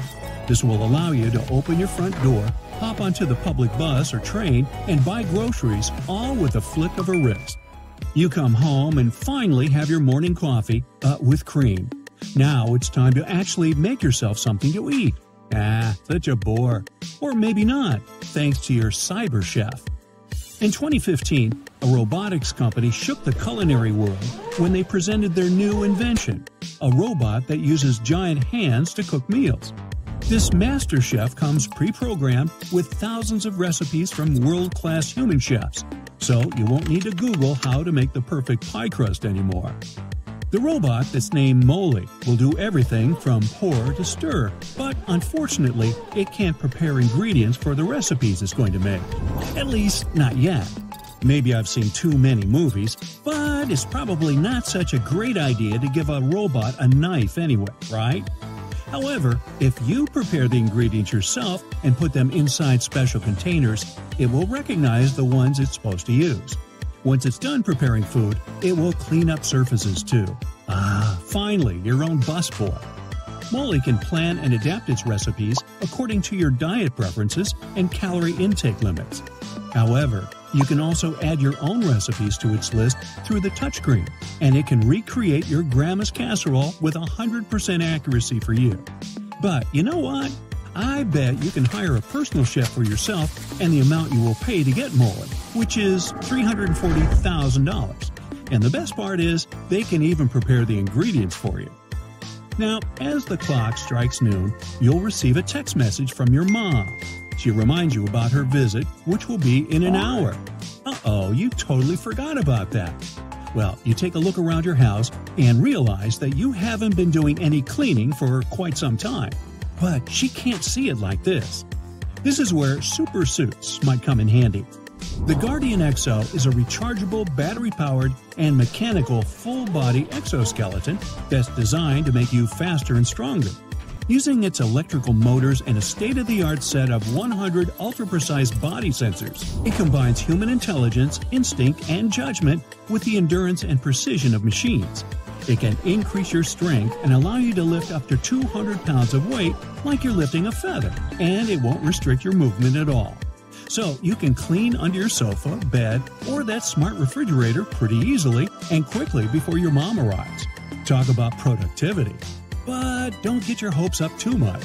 It doesn't have the technology to allow you to stop buses like Superman or jump over buildings like Neo. So it's not really suited to saving the world. But it sure can be a lifesaver if you're moving into a new house. What's great about it is that you can actually get your hands on it now. That is, if you have $100,000 per year to pay its rent. Wow, you finished cleaning so fast that you still got some time left before mommy comes home. Might as well go for a quick run. But thanks to your suit, you didn't burn that many calories while cleaning. So grab your futuristic sci-fi sneakers and let's head out. This creature-like footwear called the Cryptide Sneaker is a fully 3D printed shoe. It's made out of only one material, which is a special polymer called thermoplastic elastomer. This material varies in thickness or thinness in different places, meaning while specific parts of the sneaker become stiffer, the others will remain soft and flexible. So it is ergonomic and comfortable, in addition to being easy and fast to manufacture. The whole shoe can be printed out in one go, and it doesn't require any gluing or stitching. And the best part is, its shape can be adapted to your own foot. The only thing needed for that is your foot's 3D scan. Well, you head back home just in time to greet your mom. She wants the two of you to spend a nice, quiet afternoon together, reading or watching something. You think that's a great idea, and you show your new favorite book to her. She goes through the pages, but you notice she's having a hard time reading the words, squinting her eyes. If only I could zoom into the book pages like I can do with your Instagram photos, she says. Hey, you have just the thing she needs. In 2019, a team of researchers created a pair of contact lenses that zoom in when you blink twice. Each eye movement you make gives distinct electrical signals. The zoom-in contact lenses contain electrodes that can track these signals and respond accordingly. The polymers that they're made of expand when a certain electrical current is applied. So, when you blink twice, the lenses increase their magnification and make everything appear 32% larger for you. However, it looks like you'll have to wait a bit longer to start wearing them. The researchers are still trying to figure out how to make them out of the material regular contacts are made of, so they'll be safer for everyday use. Now, aside from the zoom-in-only lenses, though, other researchers have been working on creating what they call smart lenses as well. These will have nearly invisible micro-LED displays smaller than a grain of sand, tiny navigation sensors, image sensors, and almost microscopic batteries. They'll help guide you through new cities, give you information about the buildings and the people. Wow, traveling made easy. Aren't you glad you have that trust fund to pay for all this? Wait, no trust fund? Well, you can still have Instagram.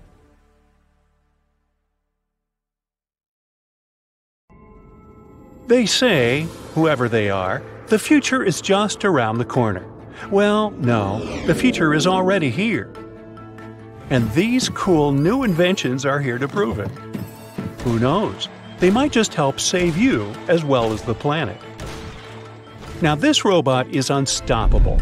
And don't worry, it's not going to take over the world or anything. Probably. The thing you are looking at is called a vine robot. What distinguishes it from other soft robots is that it's super tenacious when it comes to making it through difficult terrains and tight spaces, which makes it appropriate for missions like search and rescue. The idea for this device actually came from real vines. The inventors were inspired by how a vine moves and grows, so they started thinking about ways they could replicate the same movement robotically. Eventually, they came up with a simple and elegant design that doesn't require any expensive materials. All they needed was some airtight tubing. Remember the water wiggle toys? I do. The mechanism of their soft robot acts just like that. Then, to make it grow out from the tip, they used compressed air. And just like that, the basics of their invention were ready. It's so easy that you can build one yourself in as little as a minute. Aside from being easy to replicate, their design comes with other advantages as well. It can enter gaps 1/4 of its original size. Sticky surfaces and sharp objects don't really affect it as long as the air pressure is continued to be applied. The inventors, of course, have upgraded their design and created different versions so that the robot will be able to perform various tasks. For example, they added a camera to the robot's tip, which made it ideal for things like archaeology. And the robot was even taken to the Andes Mountains of Peru to investigate some very narrow shafts underneath an archaeological site, and was able to explore 3 of the tunnels successfully. However, the use of vine robots will not be limited to underground. It might be possible to use them for space exploration as well. When blown into something like sand, compressed air fluidizes. In return, this allows the vine robot to burrow into granular materials. So, NASA can use it to study the surfaces of other planets. But it has one more application. A miniature version of vine robots can potentially be used for medical procedures, such as intubation too, making the process faster and easier. Talk about being multifunctional. Can you think of anything else it can be used for? Now, these capsules are not for swallowing. Tiny houses and van life have been the hype for quite some time now. But vans require gas, and tiny houses require some sort of infrastructure. Eco-capsules, on the other hand, require nothing. These egg-shaped micro-units are 100% self-sustainable living pods that give you the freedom to place them wherever you like and to live off-grid without causing any harm to nature. If all non-renewable energy sources were to end today, you could still be able to live the life you're used to in the eco-capsules for up to several months. So, no need to go all survivor mode immediately.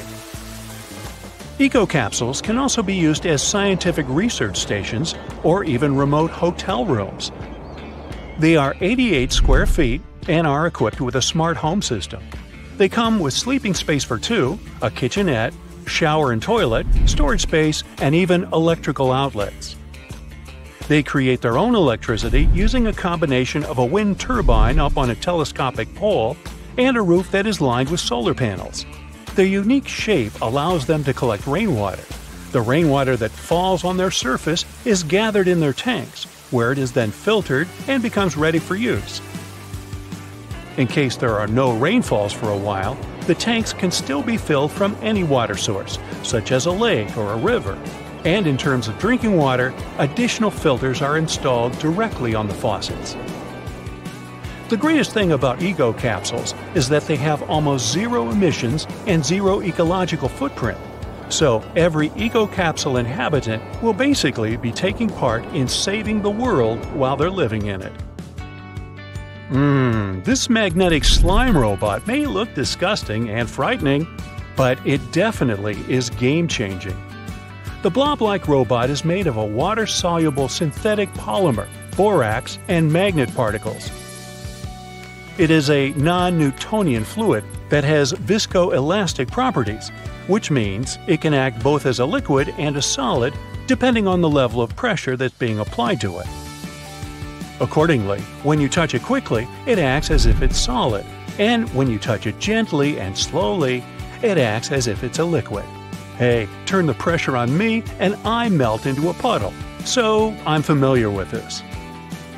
The tiny particles of magnets within the slime give it the unique ability to move. They can be controlled to make the robot travel, rotate, or form different shapes, such as a C or an O. There's no limit to which direction it can move, and from the looks of it, nothing can stop it from going.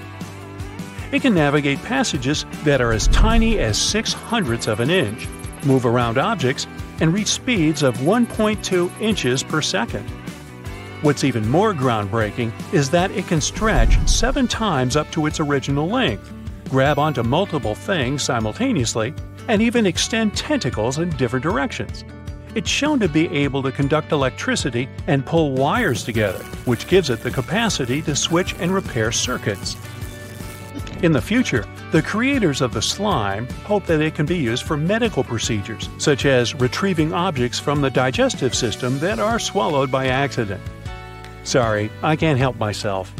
In addition, if the swallowed object is something toxic, like a small battery, the slime can also hypothetically be used to wrap around it and prevent toxic electrolytes from leaking out into the body. However, the magnetic particles inside the slime are actually toxic themselves, but the researchers have coated them with silica to make the robot safe for this hypothetical application. The coolest thing about the slime robot is the fact that it is self-healing. That means it can bring itself back together even if it is chopped apart, without the help of external sources, and it can maintain its electrical capabilities after healing too. These all sound like some science fiction stuff, but you can relax since the slime is not sentient, at least for now. This is the transparency we all need. When you think of solar panels, you immediately picture large black squares that are mounted on rooftops, right? Well, transparent solar panels are here to change that. Solar panels create energy by absorbing sunlight and converting it into electricity. If the material they are made of is transparent, that means the light will completely pass through them. Accordingly, a transparent solar panel used to be something of a contradictory idea. However, in 2014, scientists from Michigan State University were able to come up with a solution to this contradiction and develop a fully transparent luminescent solar collector that can turn any glass sheet or window into a solar cell. These transparent solar concentrators are composed of clear organic salts. They capture the wavelengths of the solar spectrum that are not visible to the human eye, like the ultraviolet and infrared, while allowing the normal visible light to pass through. These captured wavelengths are then guided to the edges of the cell, where thin strips of conventional solar cells convert them into electricity. The researchers are hoping to make solar energy affordable, therefore widespread.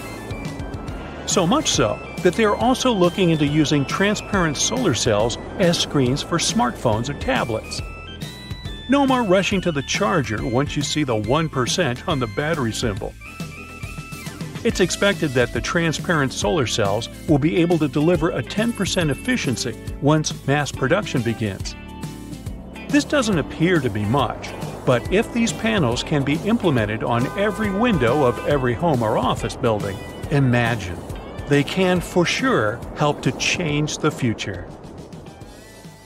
Decades ago, no one would ever imagine keeping a stick in their pocket that could hold hundreds of gigabytes. We've come a long way since then, and got used to USBs transferring our files from device to device with ease. In 2000, two major companies developed and sold the first USB flash drives 1.0, which snowballed into USB 2.0, 3.0, Type-C, and so on. Physically, they can endure rough treatment and won't get damaged easily, especially if you get proper protection. By design, USBs are almost perfect. So perfect that you always make the mistake of inserting it in the wrong way. Admit it, the two square holes are used to help the USB secure its position once it's inside the port. It's not strong enough to keep it stuck, but strong enough to do its job. You can protect your USB with proper encryption. This means that if anyone gets their hands on them, they won't be able to read them. Encrypted files end up being scrambled into gibberish of a series of letters and numbers instead of comprehensive words to anyone who tries to read it. The file is only accessible if someone gets their hands on that USB. But if you're using certain online services like messaging or emailing, then encryption is simply not enough. Sure, the person on the other end can't read the contents of the work, but the hosting website can. This is where end-to-end encryption comes in. That means any information that goes in and out is, again, scrambled into gibberish to anyone who is in the way of your traffic, including the hosting service. Cloud storage has taken the world by storm. You can now save everything that's on your desktop to the internet and access that data across multiple devices. All you need is an email and password, and boom, you're safe and have all your files in one place. Cloud storage isn't data floating up in the clouds, but, less excitingly, servers that physically store data. They're like regular computers, just minus the monitors for viewing. These servers take up a lot of money. That's why you normally have to pay for their services. The servers are placed in data centers all around the world where third-party companies manage them. It's like getting remote access to a computer. The servers include a master control server, backup server, and a linked supply of servers operating to maintain a good quality service. The more money you pay, the better the server your data will be stored in. In the realm of computers, you just can't delete something to be gone forever. Whatever file you want to remove is already present in the hard disk as electrical impulses. And, depending on your gadget, it will be disposed of in a recycle bin or the garbage. That isn't to say that it isn't still there. It simply implies that the file has been moved to a different folder from which you can easily recover it. So, if you're worried about accidentally deleting a crucial document you've been working on for weeks, don't panic. It's not gone for good. But if your device breaks, then all your data is lost. If you own a device that has Windows 10, then you've probably been shutting down thinking that your computer or laptop is completely off. This is not the case. Windows 10 doesn't actually shut down, but goes into a state of hibernation. It keeps your app saved for you to recover. The proper way to shut it down is by resetting it. Windows operating system is known for being user-friendly with all the commands displayed in front of you. But for computer whiz kids, know that you can open the search bar and type CMD for the command prompt. It looks just like a bunch of random characters, but this is where you can achieve a lot with your device. If you don't like the black window, you can always change the color of your suiting. Once you launch the command prompt window, right-click on the title bar and then on Properties. Another window will open which has the option of choosing colors. You can pick the colors you want for the background and text, or fix the opacity for the CMD window. This is easy mode. The real work is typing commands in the window. If you want to look for all your drivers on your Windows 10 device, then type in this command in the window. Don't forget to add spaces. The list of servers will magically pop up on your screen. This is a good way to get to the bottom of your issue, instead of searching for them manually. You can also hide specific folders on your computer through the command prompt by typing this command and pressing Enter. Of course, you'll have to type in the folder you want to hide, and poof, it's gone. The non-tech way of doing this is by opening the Properties pane in the folder and clicking on the checkbox that shows Hidden. While this is indeed the easy way of hiding your folders, it's not the most effective. You can simply write "Show hidden files and folders," and every checkbox you check will be visible again. The command prompt isn't all about business. You can try playing a game there to pass the time. Don't expect a AAA kind with realistic graphics and epic gameplay. Type this command and you'll be transported into the game via text. This game will allow you to create characters and engage in this imaginary world. Google Chrome is one of the most popular browsers on the net, but you can also play a text-based game there, just like in the command prompt. First press Ctrl plus Shift plus J to open the console. Then type Text Adventure into the search box. Don't freak out, you just opened the sort of a back end of the page. Next, click on the box that says Console. You'll be greeted with a text that will ask you if you want to play a game. Type Yes, and you'll instantly begin. They'll give you some basic commands which are easy to follow and an opening premise of the journey. If you're looking for something a little more contemporary, then get ready to play some solitaire. No worries, you don't have to type some command to play it. All you need to do is type Solitaire in the search bar, and you're there. You can play the exciting game of solitaire in your web browser. And when you get bored, you can play the classic game Pac-Man. If you're from the generation of the classic bulky phones, then this next game will bring back all those memories of your childhood. Open Google and type Snake, and there you go. When the internet is down, you can play the dinosaur game in your browser window while you're impatiently waiting for the Wi-Fi to come back. This game is very simple. After pressing enter, you just have to hit the spacebar to jump over obstacles. And at a certain point, you'll have the option to duck down, which will make it even more challenging. Even without Wi-Fi, you can still have a good time. You can pause the game whenever you want by pressing the Alt key or F11. You can just click on your screen to continue the game at any time.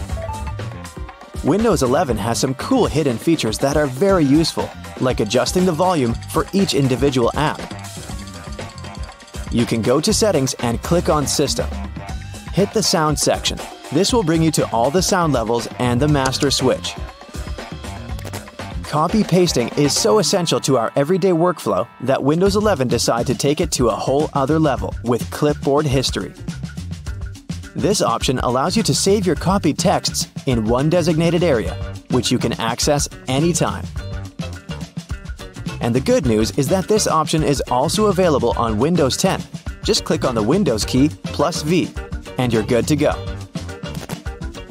If you have too many windows opened on Windows 11, you can grab the window that you want to keep and shake it. It will minimize all the remaining windows in the background so that you can have a pleasant, productive workflow. Oh wait, it's happening now! There's a pretty cool innovation coming in the world of headphones in 2022. Ta-da! The invisible headphone. Yep, you heard it right. This gadget transmits ultrasound silently through the air. You'll feel like you're wearing a pair of real headphones because while transferring ultrasound, they converge it into audible pockets just outside of your ears. If there are people around you in the same room, they'll only be able to hear something like a whisper of sound. If you're the one wearing the invisible headphones, you'll immerse in three-dimensional spatial audio that gets reduced up to 90% only 3 feet away from you. If you turn your head or move, it'll activate motion sensors in charge of facial recognition. They track your ears to make sure the sound gets to the right spot. When they first appeared, headphones actually had a single earpiece only. In the 1880s, telephone operators used some sort of simplified version of what we know as headphones today. They had to connect it together to a contraption with a mouthpiece that allowed transmission. That contraption itself weighed from 6 to 11 pounds, and an operator would hold it on their shoulder. Inventors never really intended for headphones to be portable, or at least not from the start. In the 1970s, people mostly used headphones to listen to records at home. The big change in headphone history happened only when Sony released the Walkman. People wanted portable headphones to listen to their favorite song even outside of their homes. If you noticed one earbud gets discharged faster than the other, know that you're not the only one dealing with this. It happens because the signal won't be equally strong in both of your earbuds. For instance, if the difference goes up to 15 to 20% after you used both of them for the same amount of time, yeah, something can be wrong. But if the difference is 5%, that's normal because the system rounds out battery data from each of your earbuds. So it depends on where exactly you hold your phone. It could be closer to the left or the right earbud, or how conductive one side of your head is. In a way, it blocks less signal. And generally, your earbuds have individual connections, so each will use energy on a slightly different level. If you use airplane mode while playing mobile games, you won't get ads popping up all the time in the middle of the game. Smart idea! When you turn off the sound on your smartphone, your battery will last longer. The vibration will also waste energy. You'll be able to charge your phone quicker if you use an outlet rather than a USB cable. Sure, it's great if you're in a car or somewhere outside with your laptop available, but you'll definitely have to wait longer. Enter #31# and your phone number if you want to hide it. That way, when you're calling a friend, they won't be able to see who's calling. This way, you'll be able to hide your number only during the current call. When you want to hand your phone to a friend, but at the same time keep all of your messages and the rest of your personal data confidential, go with guest mode. Use 2 fingers to swipe down from the top and go to the user icon on the upper right. You'll see the Add Guest icon. Now you can choose which actions you'll allow performing to your friend or anyone who has your smartphone. Smartphones are so versatile, they'll slowly replace many things at your home. You can even use your phone instead of a TV remote. There are apps that allow you to connect the TV through Bluetooth or Wi-Fi. Do you ever have to read articles on Wikipedia on a really complicated topic, like how your phone or some other gadgets function? You can translate them into regular human language by choosing the Simple English version. This will get you to an article that's much easier to read and understand. Your smartphone can see infrared light, so if you're about to shoot an infrared beam directly into your phone's camera, there will be a purple beam on your display. This happens because most sensors on digital cameras can sense light frequencies our eyes aren't able to pick up. Wireless chargers are convenient to carry around. Plus, admit it, they look cool. But if your battery is low and you need your phone charged as soon as possible, they aren't as effective and fast as conventional ones. If you have some spare batteries at home, you can use the negative side of the battery as a stylus for your smartphone, be it iPhone or Android. Yep, try scrolling through the apps, navigating through the homepage, drawing in notes. A battery stylus can do pretty much anything that its regular version is capable of. You can also take a pencil and grab some foil lying around. Tear up a small piece of foil to wrap it around the eraser at the top of your pencil. And here it is, you have a new stylus once again. It can be useful when it's really cold outside and you're wearing gloves and can't control your phone without a stylus. The iPad came to the market years after the iPhone had already set the world on fire. But the tablet was the original project the company was working on before the idea of applying such a system to a phone. When you want to edit your home screen, you'll probably grab an app icon and move it wherever you want, right? Then you'll grab another app and move it over, and another one, and so on. It's way more effective to just grab an app and then tap on the rest of the apps you want to move. Then you move it, place it where you want it to be, and everything's done. Even Face ID can't guarantee no one will unlock your phone without your permission. There may be a situation when someone takes away your phone and tries to unlock your Face ID by using your face. If that happens, just say, "Hey Siri, whose phone is this?" Your phone is going to immediately freeze up, so a person holding it will have to use the password to unlock it. If you'd like your iPhone to be a bit louder, go to Settings, then Music. Under EQ, you'll see the option called Late Night.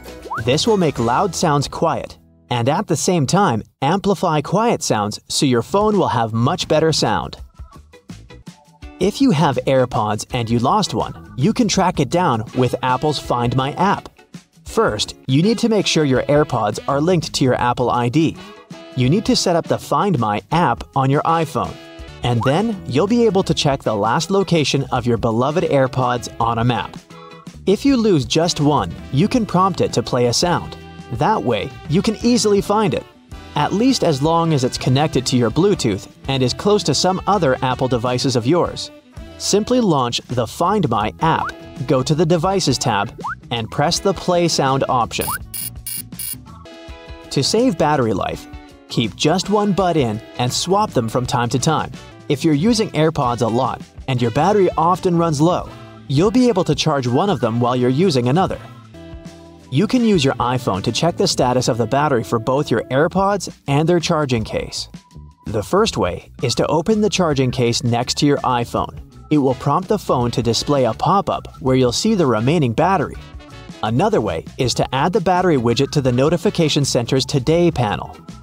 This widget will include AirPods only when you're actively using them, or you can check the remaining battery on your Apple Watch. Place your open charging case next to the watch. Now, open Control Center and choose the battery option. You'll see battery stats for your watch, AirPods, and the case. Siri can actually read some of your latest messages for you. It can do it through your AirPods. You can also use a quick voice command to reply to your messages. You don't have to do anything particular to set up such a feature. But if you want to turn it off, go to Settings, click on Siri and Search, and then on Announce Messages. Besides messages, Siri can also announce notifications through your AirPods. On October 30th, 1759, the inhabitants of the Middle East were jolted awake by an earthquake. Cracks appeared in the walls of their homes, roofs began to crumble. People ran out of their homes and gathered in open areas. But because of strong shocks, they kept losing their footing and falling. A month later, there was another earthquake, but it turned out to be even stronger. Trees broke, houses collapsed, deep cracks appeared in the ground. The disaster lasted for 2 minutes. Oases, roads, and cities were destroyed. Incredibly, Baalbek's ancient buildings withstood earthquakes. Some historians state that this majestic and mysterious place was built during the Roman Empire, but many researchers disagree. Whatever the truth is, the city is one of the main archaeological phenomena of humankind. The most amazing building of Baalbek is the Temple of Jupiter. The inhabitants of the Roman Empire believed that Jupiter held power over lightning and thunder. The building looked like a platform with 54 columns. A massive roof rested on these columns. Today, you can only see 6 70-foot-high columns. Each of them consists of 3 sections and resembles a pencil. The cores of these pencils were made of lead. This made the columns exceptionally strong. Each of these pieces of stone weighed an incredible 80 tons. That's the weight of 35 Ford Explorer SUVs. Look, this is the largest block in the Great Pyramid of Giza. But compared to the blocks from Baalbek, it doesn't even look that impressive. The foundation under the Temple of Jupiter was preserved. That's how specialists figured out it consisted of about 25 monolithic stones, weighing 450 tons each. It means that the blocks from Baalbek weigh almost 4 times more than the blocks from Egypt. There are 3 more enormous limestone blocks in the foundation. They weigh 800 tons each. This is more than twice the weight of a Boeing 747 plane. Ancient builders must have had a hard time carving such giants from a piece of stone. And after that, they also had to pull them to the construction site and lift them to a significant height. Repeating these logistics would probably turn out to be a nightmare for present-day builders. To do this amount of work, they would need modern equipment. But Baalbek's constructors didn't have trucks, cranes with circular saws, or electricity. How did the builders of the past manage to do this? Scientists have a theory that includes ropes, winches, and lever systems. Naturally, the engineers of the past made all the gadgets from wood. Around 3,000 feet away from the ruins of the temple complex, there's a quarry. Archaeologists suppose that's where the stones for the construction were cut. They found a block of limestone there. It seemed to be too large, even for this incredible place. The monolith got called the Stone of the South. It was 65 feet long and 13 feet wide. The ancient builders didn't have time to completely separate it from its mother rock. A group of scientists from Austria estimated that this piece of limestone weighed more than 1,000 tons. That's like 3 Boeing aircraft or 160 African elephants. There was another surprise awaiting the archaeologists near the Stone of the South. It was the second monolith that weighed more than 1,200 tons. But the ancient builders didn't stop at that. they continued to work. In 2014, in the same quarry, German archaeologists unearthed a block that weighed 1,650 tons. No one has figured out yet why people of the past needed a piece of stone that weighed as much as 125 school buses. It's also unclear how they were going to move this giant and why they didn't finish the job. In any case, this third monolith is the largest processed piece of stone in human history. There are more questions than answers. Some researchers believe that people of the past had high-tech equipment. Others don't think so, but are eager to understand how the builders managed to move those stones. There's a huge number of ancient buildings and artifacts on the planet. Lots of them make researchers scratch their heads. Near the Pyramid of Djoser in Egypt, archaeologists have found a network of tunnels. This place is called Serapeum. It contains 24 sarcophagi weighing from 70 to 100 tons. The giant boxes are carved from a single piece of granite and covered with heavy lids. The sarcophagi are perfectly symmetrical. To the touch, their walls are as smooth as glass. Even with the current level of technology, this is very difficult to do. But the ancient Egyptians managed this feat. The Lycurgus cup is a priceless artifact and example of ancient nanotechnology. It's made of glass that can change its color. If you put a source of light in front of the cup, it turns green. If the light is behind the goblet, it becomes deep red. In this case, the figure of Greek king Lycurgus turns pale purple. Scientists understood how this color change worked only at the end of the 20th century. Through microscopes, they saw nanoparticles of silver, gold, and copper. They had been added to the glass matrix. Thanks to this, you can observe a color change called dichroism. Interestingly, the gold and silver were grounded into a fine dust. It's almost impossible to do this by accident. Most likely, the ancient experts knew for sure what they were doing. Bolivia has a curious place called Pumapunku. It looks as if an ancient giant played there with an enormous construction set. And after the game, they forgot to put the pieces back into the box. But there are no giants, and the huge stone blocks were carved by ancient builders over 1,500 years ago. Some of the rocks weigh 100 tons. The blocks were brought to an altitude of almost 13,000 feet above sea level from the quarry 60 miles away from the construction site. There's no forest in that area. This means the builders couldn't use trees to make wooden rollers. The monument belongs to the Inca civilization. Scientists are sure they didn't know anything about wheels. In 1992, the inhabitants of a Chinese village decided to drain a pond. Their ancestors had been using it to wash clothes and catch fish for hundreds of years. They kept pumping the water out for 17 days. At the bottom of the reservoir, they made an unexpected discovery. The villagers saw an entrance to a cave going down to a depth of 100 feet. The incredible find was named the Longyu Caves. Unknown builders carved out 320,000 square feet of galleries. There are separate rooms, bridges, pools, and columns that support the ceiling. The walls of the cave are covered with strange carved lines and patterns. Scientists haven't found any information about who built the caves and why they did it. The construction technology also remains a mystery. Antonio Stradivari lived in Italy in the 18th century. He created musical instruments. More than 600 of his works have survived to this day. 500 of them are violins. One of the instruments was sold at auction for $16 million. The violins made by this master sound clear and deep. Researchers can't understand why Stradivarius instruments produce such unique sounds. Perhaps it's all about the varnish the master used to cover the violins. The answer may also lie in the wood the instruments are made of. In those days, Europe had a cold climate. Because of this, the wood became denser, and the instruments made of it sounded especially pleasing to the ear. In the Indian city of Delhi, there's a 23-foot-high pole. It weighs 6.5 tons and is made of 98% wrought iron. The 1,600-year-old pillar has no signs of rust or decay. Scientists believe that the monument is so well preserved thanks to the dry weather and the chemical composition of the metal.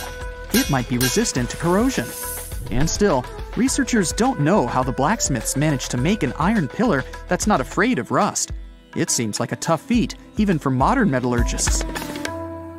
The Al-Nasla rock is divided into two parts by a perfectly straight slit. Each boulder stands on a small pedestal. Some people believe this is the evidence of ancient laser technology. but geologists think the split happened due to the ground shifting or natural vibrations that occurred under the rock. This process led to the appearance of the crack. It had been deepening for thousands of years, and gradually, the natural monument took the form you can see today. There's a tricky anti-rodent disc to make sure no rat is aboard. Rats usually get on a boat via mooring chains, so this disc fits onto them, and no rodent can go on a voyage. Jewelry is often sold in small pouches. They actually have a hidden purpose. They help prevent tarnish. Most retailers assure that the ring or whatsoever was sold is safe and secure. In most supermarkets, oranges usually come in mesh bags. Well, those bags don't really have any hidden purpose, but you can turn it into a great scrubbing tool. Just tie it up and see how it works next time you have an extra greasy frying pan. You don't need to scoop the jam out of a double yogurt container section. This type of plastic is quite flexible, so you just need to fold it in half and pour the jam directly into the yogurt section. The hidden function of a cup plunger is actually that it was meant to be used for sinks. Yeah, it works for toilets too, but you can keep an extra one to unclog the sink in case you need it. An extra hole at the upper part of the sink has multiple hidden functions. First, in case someone forgets to close the tap, the water won't overflow, and the bathroom won't get flooded. Second, thanks to that hole, the water drains faster, as it gives an escape for the air, helping the water flow down. Most metallic zippers have a hidden lock inside them to save them from awkward situations, such as an undone fly. Don't leave the zipper handle in an upward position. When you pull it downwards, it automatically locks. It's all thanks to those tiny grooves hidden underneath the handle. Bath foam isn't only for fun or a nice smell. It also helps regulate the temperature. The bubbles keep the water hot, so you can enjoy a bath a bit longer. Anyway, it works for acrylic bathtubs only. Those made of metal lose heat really fast either way. Escalator brushes aren't for keeping your shoes clean and polished. It might be tough to apply wax right on that brush while the escalator's moving. It's for our safety. Brushes won't let you come close to the edge, so a long coat or boot-cut jeans won't end up in between the steps. Originally, golf balls were smooth. They have a dimpled surface now because players noticed that overused balls with damages flew better than brand new ones. At some point, manufacturers started producing balls with dimples. If you take a box of aluminum foil, you'll see tabs you can press on the side. They keep the foil straight and prevent it from rolling. It's also easier to tear off some amount of foil thanks to those tabs. Jerry cans have 3 handles for a reason. It's a smart designer move, so when you carry it alone, you use only the central handle to distribute the weight evenly.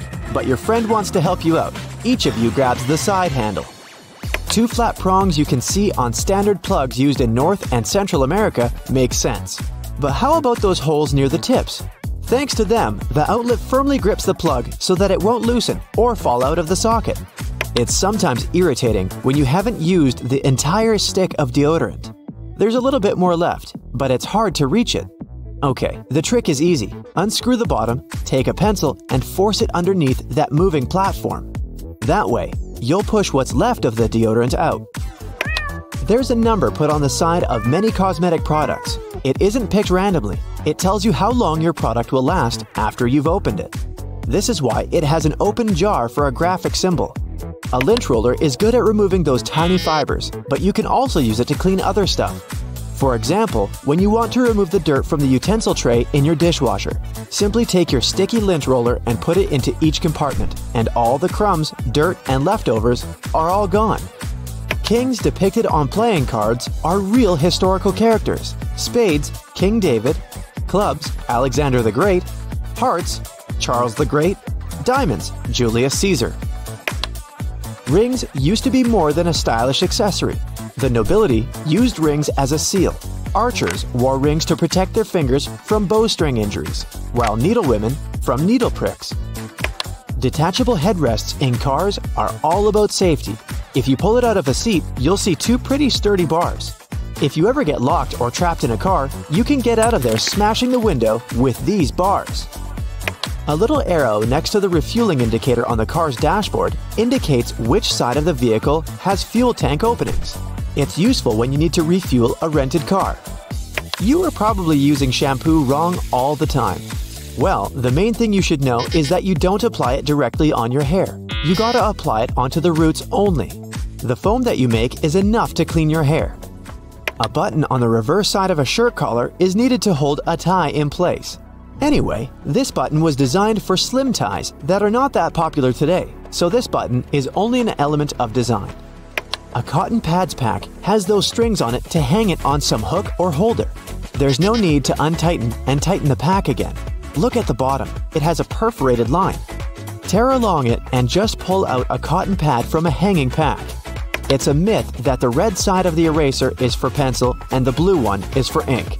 The blue gets rid of mistakes on thicker types of paper only. It works both for pencil and even ink, but make sure the paper is really thick.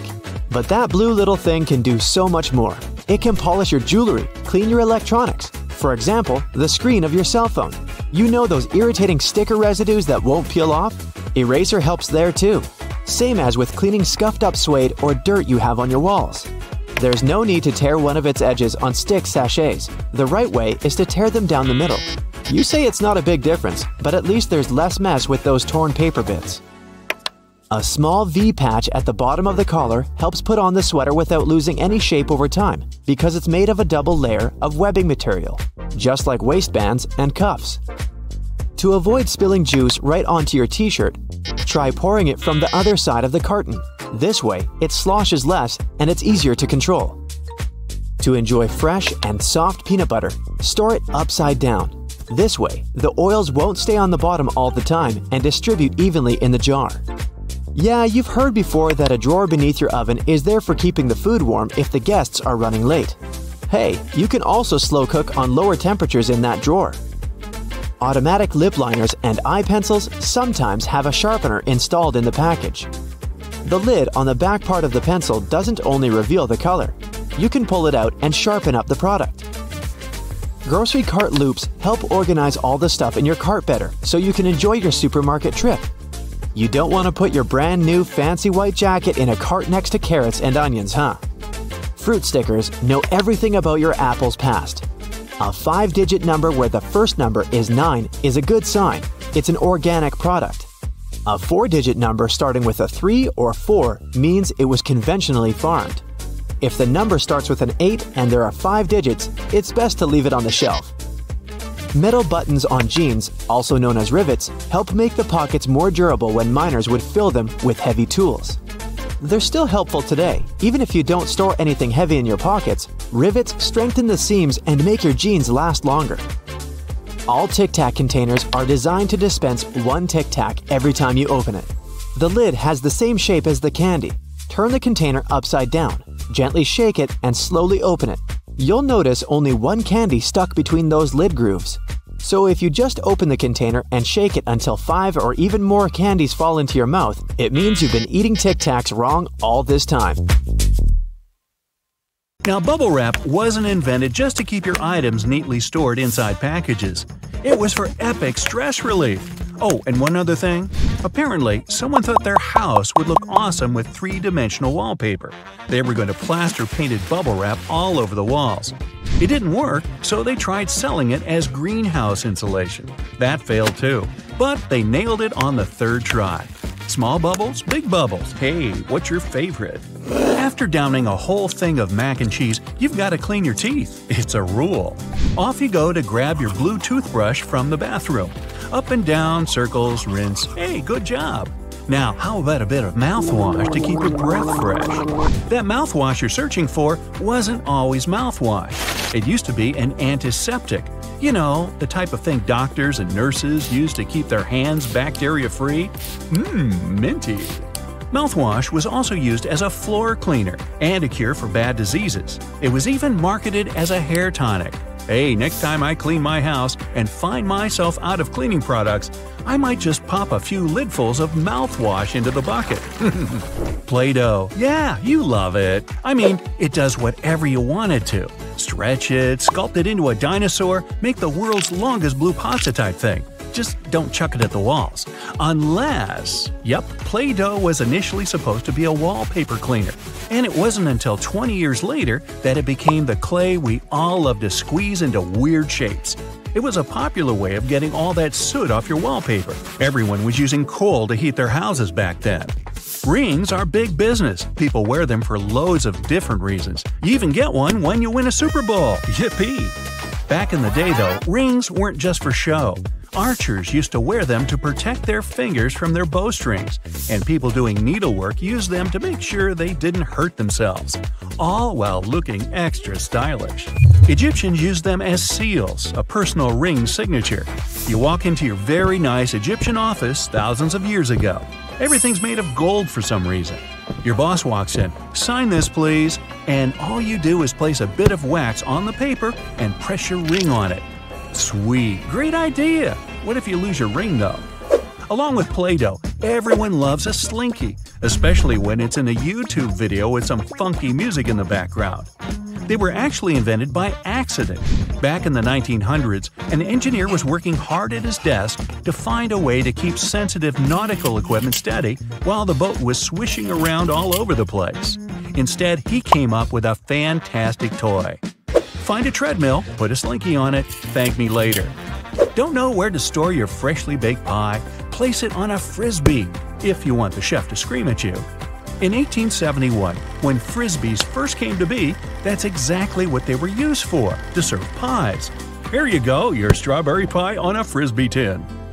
College students came up with a much better use for them, though. Can you do the thing where you throw it upside down? When you go to bed, you expect your pillow to be as soft as cotton, or maybe you prefer it a bit stiffer. The first pillows, however, weren't fluffy-wuffy soft. They were as hard as stone, because, you know, they were literally made out of stone.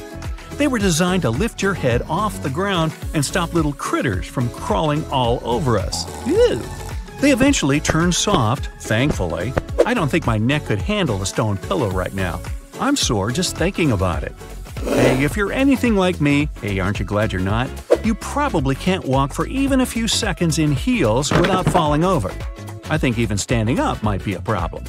Back in the 16th century, Persian soldiers used high heels to get more accuracy from their bows while on horseback. It helped them get that little bit taller. T-shirt. Now, why is that called a t-shirt? Come on, people. Well, they didn't used to call them that. These classics used to be standard-issue undershirts for the Navy. Back then, about 100 years ago, the word t-shirt wasn't even in the dictionary. Back in ancient Egypt, some people walked around with eyeshadow. Now, you might think they were really ahead of the game when it came to fashion. That might be true, but mostly, they put it on to protect their eyes from the glare of the raging hot desert sun. No aviators back then. It was also used as a part of some ceremonies. We don't really know what they were doing or why, but for sure, they look good. Can't wait to see someone skiing down a hill with a face full of eyeshadow. Okay, you're having memory problems. No worries, we've all been there. Where? I forget. Go to your drawer and grab a stack of, those thingies, Post-its. Now, write yourself a note. I'm almost out of Post-its. Ooh, very efficient. They were invented by accident by a scientist who was researching different glues. While he was trying out different mixtures, he discovered a special recipe for a glue that only stuck very lightly to most surfaces. He was actually trying to do the opposite, find the recipe for the biggest, baddest glue ever, one that could hold up framed paintings. Still, I'd argue that Post-its are probably way better than an adhesive that strong. A Kleenex comes in handy anywhere, especially if you just bit into a hot dog and mustard is oozing all over your hands. They weren't originally thought to be multi-purpose. They were originally invented to be a cold cream remover. What a weird specific use. Over the years, people started using them for anything and everything they could think of, especially as a disposable handkerchief. When their marketing team took notice of this, they rebranded them into what we know and love, Kleenex tissues. How generic. You're trying to blend in and look cool at a restaurant, and you spill your drink all over the tablecloth. Uh-oh, you were originally going to order water, but the waitress convinced you to order their new cherry-infused something or other that's going to stain like crazy.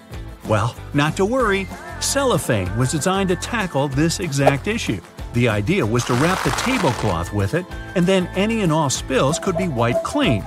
It didn't quite work out, but instead we found a great new purpose for it. Storing food, and it does the job perfectly. Plus, it's great for the odd prank now and then. You know what I mean. You know pom-poms on caps? If you've ever wondered what those are for, they're just decorative. Still, sailors used to use them a bit differently. They use them as sort of antennas, the way animals do to sense if an object is too close to them. Insects have them. Cats and other small mammals use their long whiskers to test if they can squeeze into a tight spot. And humans have pom-poms. Thanks to them, no more bumps on the head. The small square patches on a lot of backpacks nowadays are mostly decorative.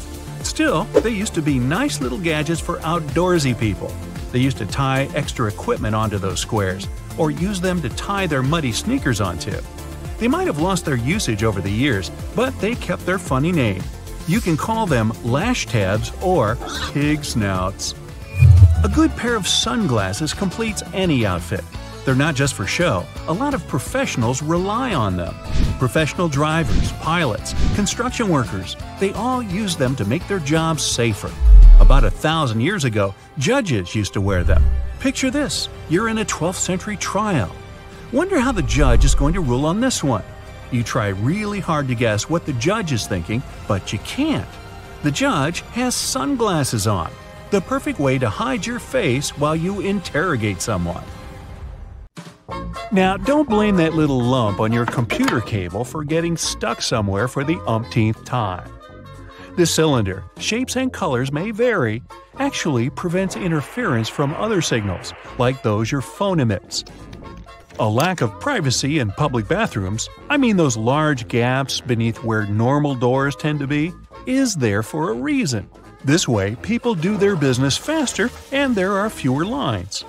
Also, if something goes wrong, it's easy to find a person who needs help. In London, there are some poles that kind of look like street lamps, but there are no bulbs. Well, their official name is stink pipes, and they're a thing of the past now, but they used to come in handy back in the 19th century. These hollow poles would vent away the air and explosive gases with bad smells to prevent, shall we say, unwanted consequences. Blank pages in the books aren't actually for the author's signature. It's all about the manufacturing process. Books are printed on large sheets, so one sheet can fit in 4 pages. If a book has an odd quantity of printed pages, chances are you'll get a blank one for notes. Now, originally, golf balls were smooth, but some time ago, players noticed that overused balls with damages flew better than brand new ones. At some point, they started producing balls with dimples. Windshield black dots help disperse the sun glaring right into your eyes. This sort of frame keeps the UV rays away, so it serves as sunglasses for your car. The tab on the rearview mirror has obvious functions. It holds your air freshener, that cute toy. But in reality, it was meant to be a tumbler between day and night mode. It reduces the glare from the car behind you, so you can't be blinded. Colored dots on chip bags aren't as useful as those on the windshield, but they have a purpose too. Manufacturers need them to control the package color and show what ink color was used on the package. No big deal. Your microwave has a silent mode. Seriously. If those beeps drive you nuts, press 1 or 0 and hold. It might work. Also, there is sometimes a silent button you kept ignoring all this time. Anyway, there are no 2 identical microwaves, so a manual should come in handy. Grocery cart loops have more functions than you think. You don't want to put your fancy white jacket in a cart next to carrots and Coke. This little hook-like thingy helps organize all the stuff in your cart better, so you can enjoy your shopping trip. Another thingy we often neglect is a point on an ointment cap. Most tubes are usually sealed with plastic film or foil, and opening it with your fingernails isn't the best idea. A point easily opens even the most safely sealed tube. Automatic lip liners and eye pencils have a sharpener installed in the package. The lid on the back part of the pencil doesn't only reveal the color, You can pull it out and sharpen up the product. Toothpicks come in different varieties, and one of them is a bit puzzling. Sometimes they have several grooves. The first one is weak, so it's easy to break the toothpick in two. The smaller section with one more groove can be used as a stand to avoid the contact with the table. You can make a makeshift stand for disposable chopsticks. They have a sort of lump at one side before you split the pair. So next time you have a sushi dinner, try breaking off that lump instead of regular splitting. When you want to take a sushi break, just place the stick on this stand. Yeah, you've heard before that a drawer beneath your oven is there for keeping the food warm if the guests are running late. Here's one more hidden function. You can slow cook on lower temperatures in that drawer too. All the bottles used to be of the same green color once. But later it was discovered that brown ones are way better at blocking UV light. Say no more. Stickers on fruit seem to provide zero information about the product. But if you look closer, you'll find some numbers that can tell you more. A 5-digit number where the first number is 9 is a good sign. You're about to buy an organic product. A 4-digit number starting with a 3 or 4 means it was conventionally farmed, and if the number starts with an 8 and there are 5 digits, well, it's best to leave it on the shelf. A dollar has its secrets too. A large letter with a rim shows which bank is responsible for issuing this bill. There are 12 banks distributing currency. For example, the L says it was printed in San Francisco. Now, some cups look like they're chipped on the bottom, but they're produced this way. In fact, these dimples are supposed to keep the cup in place on wet surfaces, and it doesn't let excess water accumulate while it's in a dishwasher. Small hollows in a chocolate box are designed for chocolate lovers. Press the closest deepening to the chocolate that you want to grab, and it'll jump out of the box right into your hand. Bath foam can be more than just a pleasant smell. It also has a sort of thermoregulatory function. The bubbles save water heat, so you can enjoy your bath a little longer. Disclaimer: it works for acrylic bathtubs only. Those made of metal lose heat fast, no matter how much foam you make. A good doorknob is one that's made of brass, bronze, or some copper alloys. These metals have an anti-germ effect. Bacteria spread way slower on them. They also get rid of germs pretty fast, within a couple of hours. Nope, it doesn't mean you don't have to wash your hands. If you pour milk or juice right onto your t-shirt every single time, you're probably not doing it right. Try pouring it from the other side of the carton. It sloshes less and is easier to control. There's only one way you can store your peanut butter right. If you place it the regular way, it may get a bit solid before long. The trick is to store it upside down so the oils don't stay on the bottom all the time and distribute evenly. A dinner jacket has small pockets above regular ones, and they're not useless. They're called ticket pockets, and were designed so that gentlemen wearing such jackets could easily access the tickets and show them on a train. They could also store cash and other small loose items in a super convenient way. Now, whatever coffee shop you go to, all the disposable cups look exactly the same, only the logo changes. The secret here is the special shape that allows you to enjoy your drink easily. The top is always wider, which allows it to accommodate your nose while you're drinking, and the bottom is always narrower, so that anyone can hold it easier, even if the hand is quite small. This width difference also allows the cups to stack. Triangular flaps on small juice cartons can help control unwanted spillage. If you flip them and use them as handles for the carton, you won't press the package, so the juice won't be squeezed uncontrollably. Now, if you have a mason jar and a blender with a screw on top, this secret is life-changing. You can actually put a mason jar directly onto the blender and make any shake you want without having to wash the blender jar. Just don't put your device on max. There's one trick you can use to make salt and pepper come out smoothly. Grab a container with pepper or salt, turn it upside down. There are ridges on the bottom of the shaker. Now grab the second container and rub those ridges together. The vibrations will make the product literally flow out. Most headphones, both wired and wireless, have little holes. They're needed to ensure good sound. The air circulates through those holes, which is important for the sound quality. Stick sachets were designed smartly. No need to tear one of its edges. The right way is to tear them down the middle. Now, you may say it's not a big difference, but at least there's less mess with those torn paper bits. If 2 zips for one section seem a bit too much for you, it's probably time you started using them wisely. It's a great pickpocket proof. You can put on a small lock on those zippers and make sure no one but you can open your backpack. Hide the key in the 5th pocket on your jeans that was originally designed to keep watches safe. So, now you know. So, you hungry, but not quite ready to eat a 3-course meal just yet?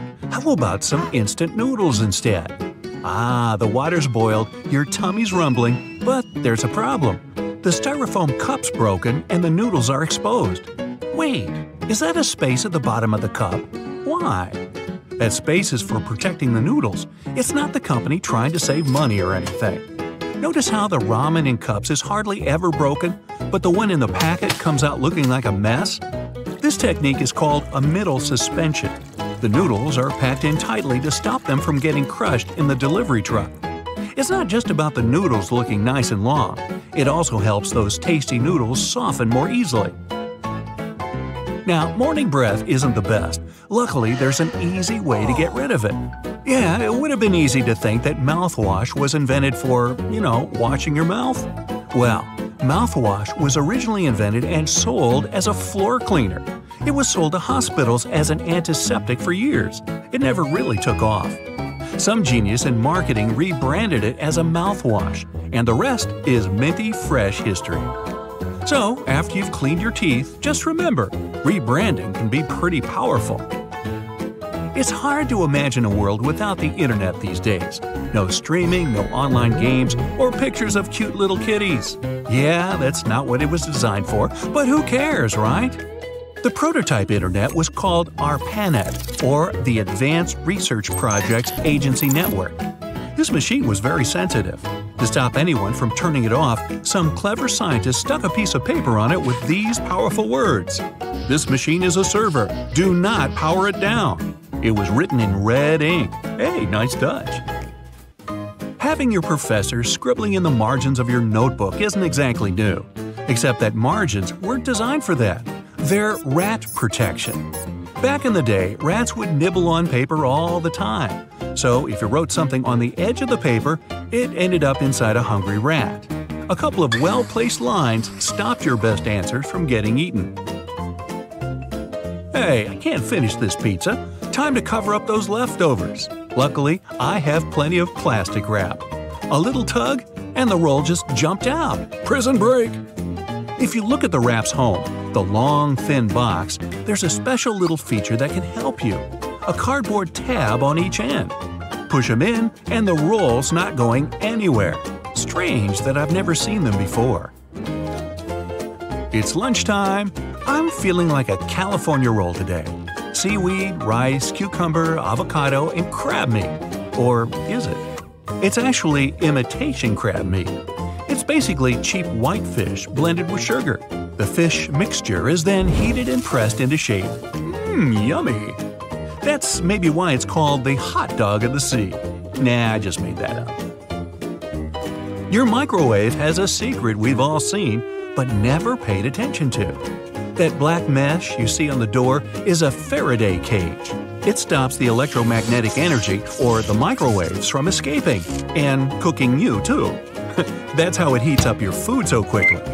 Every microwave has to have one, and they all vary in quality. This Faraday cage can even stop signals from your phone, which I guess is useful. Hey, you don't need your popcorn to stop popping in order to take a call, do you? Airplane mode's a bit easier, though. Ever taken an IQ test and realized you're Einstein-level smart? Me neither. The median IQ is only 100, plus there's very little evidence that Einstein ever even took the test. In the beginning, most people thought the tests were too vague to be helpful in any way. The test was designed for children who needed help with their studies. Later, they realized it could be adapted to identify intelligence, but it was never originally designed for that. Hey, never pop bubble wrap, you're missing out. And, you guessed it, it was never meant to be popped or used in the way we use it today. It was invented as a new textured wallpaper. By sealing two shower curtains together, they created the first bubbles. The idea never really took off, obviously. After failing as wallpaper, it discovered its true meaning in life. It could protect sensitive items. When the first computers were being shipped, bubble wrap was there to help. Imagine a house with bubble wrap wallpaper in every room. Best or worst thing ever? Hey, leave me a comment below. If you owned one of the biggest companies in the world, selling one of the most known products on the planet, how would you keep your company's secret a secret? The formula for Coca-Cola isn't patented. The first recipe was, but when they made changes, no patent ever went through. The secret formula is still only known by a few people at the company. Not only that, but not even Coca-Cola's rival wants the recipe. In 2006, a disgruntled employee tried to sell off the secret, but it didn't work. Hey, take a look at your brand new mattress. Do you see the "Do Not Remove Under Penalty of Law" tag? Wow, that thing looks pretty serious. Good news though, the tags aren't meant for you. They're aimed at the mattress seller. 100 years ago, mattress makers used to create the filling with basically anything. Animal hair, old hospital beds, or clothing. Then, strict laws stopped old hospital beds from being used. Their mattresses were filled with germs. Now, on a rainy day, Play-Doh is something everyone can make at home. Mash up some flour, water, salt, food coloring, and wham! Any creative person is amused for hours. Cheap, clean, non-toxic, the perfect modeling clay. But it was never made for that. This stuff was originally for cleaning up walls in the 1930s. That's because people started going crazy for wallpaper, which you couldn't use soap and water on. Eventually, Play-Doh had to find a new home. Now, have you ever finished a lollipop and noticed a hole in the stick?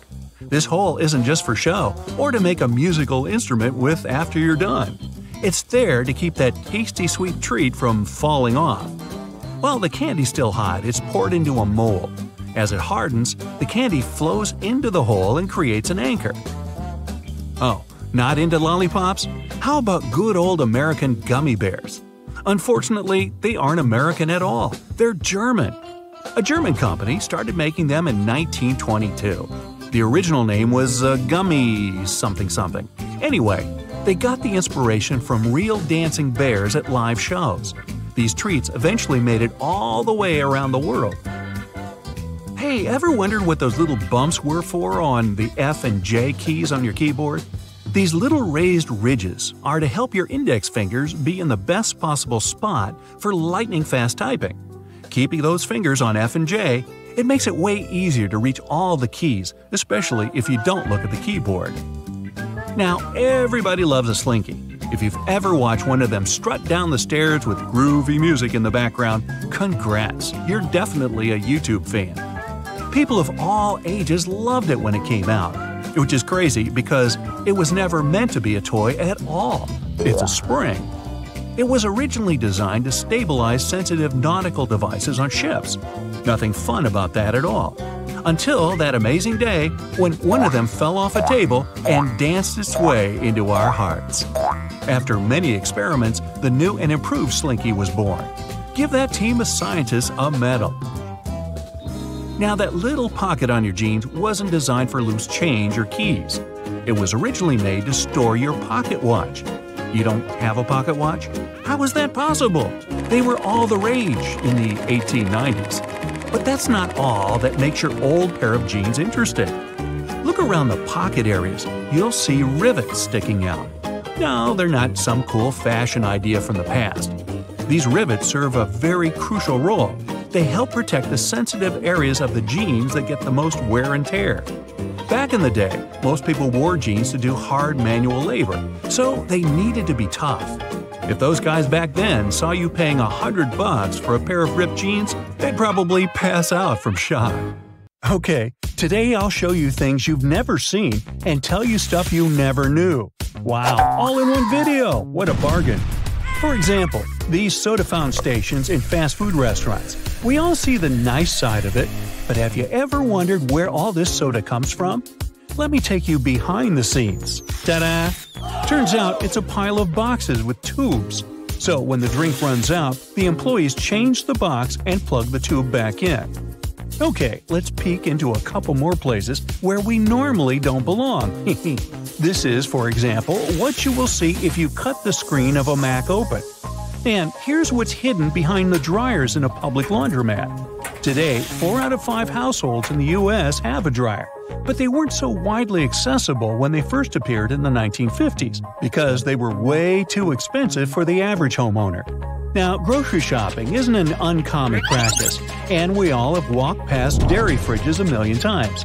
But have you ever wondered what's behind them? Turns out they're just shelves, and store employees stack the products from the other side. It makes perfect sense, but I never imagined it like this. Now this photo shows what's behind the elevator buttons. Obviously a bunch of cords. The buttons are all wired to a computer that manages the elevator. How does the computer know where the elevator is at a particular time? Well, there are several possible systems, but the most common one is a long vertical tape in the shaft with a series of holes. A sensor counts the number of holes that are passed, and that's how the location is determined. Okay, there are a couple of common things we all know, but the purpose of which remains a mystery to most. So let me share these secrets with you. Those metal rivets on jeans have been there from the very beginning. Jacob Davis, the iconic man who made the first pair of jeans, added copper rivets to places where pants are most likely to rip. Today they have more of a decorative and distinctive purpose since they are a traditional attribute of the jeans everyone knows of. Now I'll bet you know there are extra loops on some shoes. No, they're not for sweat or ventilation. Those are extra loops for laces, just like other loops you use. But they're there to tie your shoe around the ankle to prevent your foot from moving aside. That's especially helpful if you're hiking and ascending and descending hills and trails. Now, have you ever noticed those half-belt thingies many coats and jackets have at the back?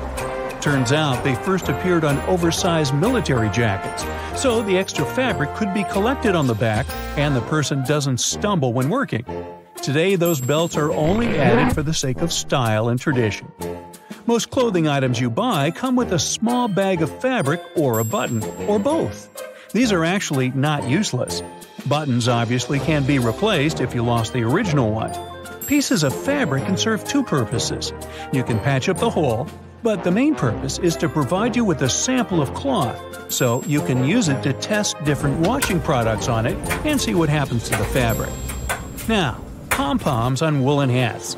Did you know that sailors were wearing hats with pom-poms in the 18th century to protect their heads in case they accidentally whacked them? Regular people were wearing them in Scotland, and the color of the pom-pom signified the person's social status. People got back to wearing hats with those cute decorative items during the Great Depression. They're made of spare yarn, so it was a cheap way to decorate your hat.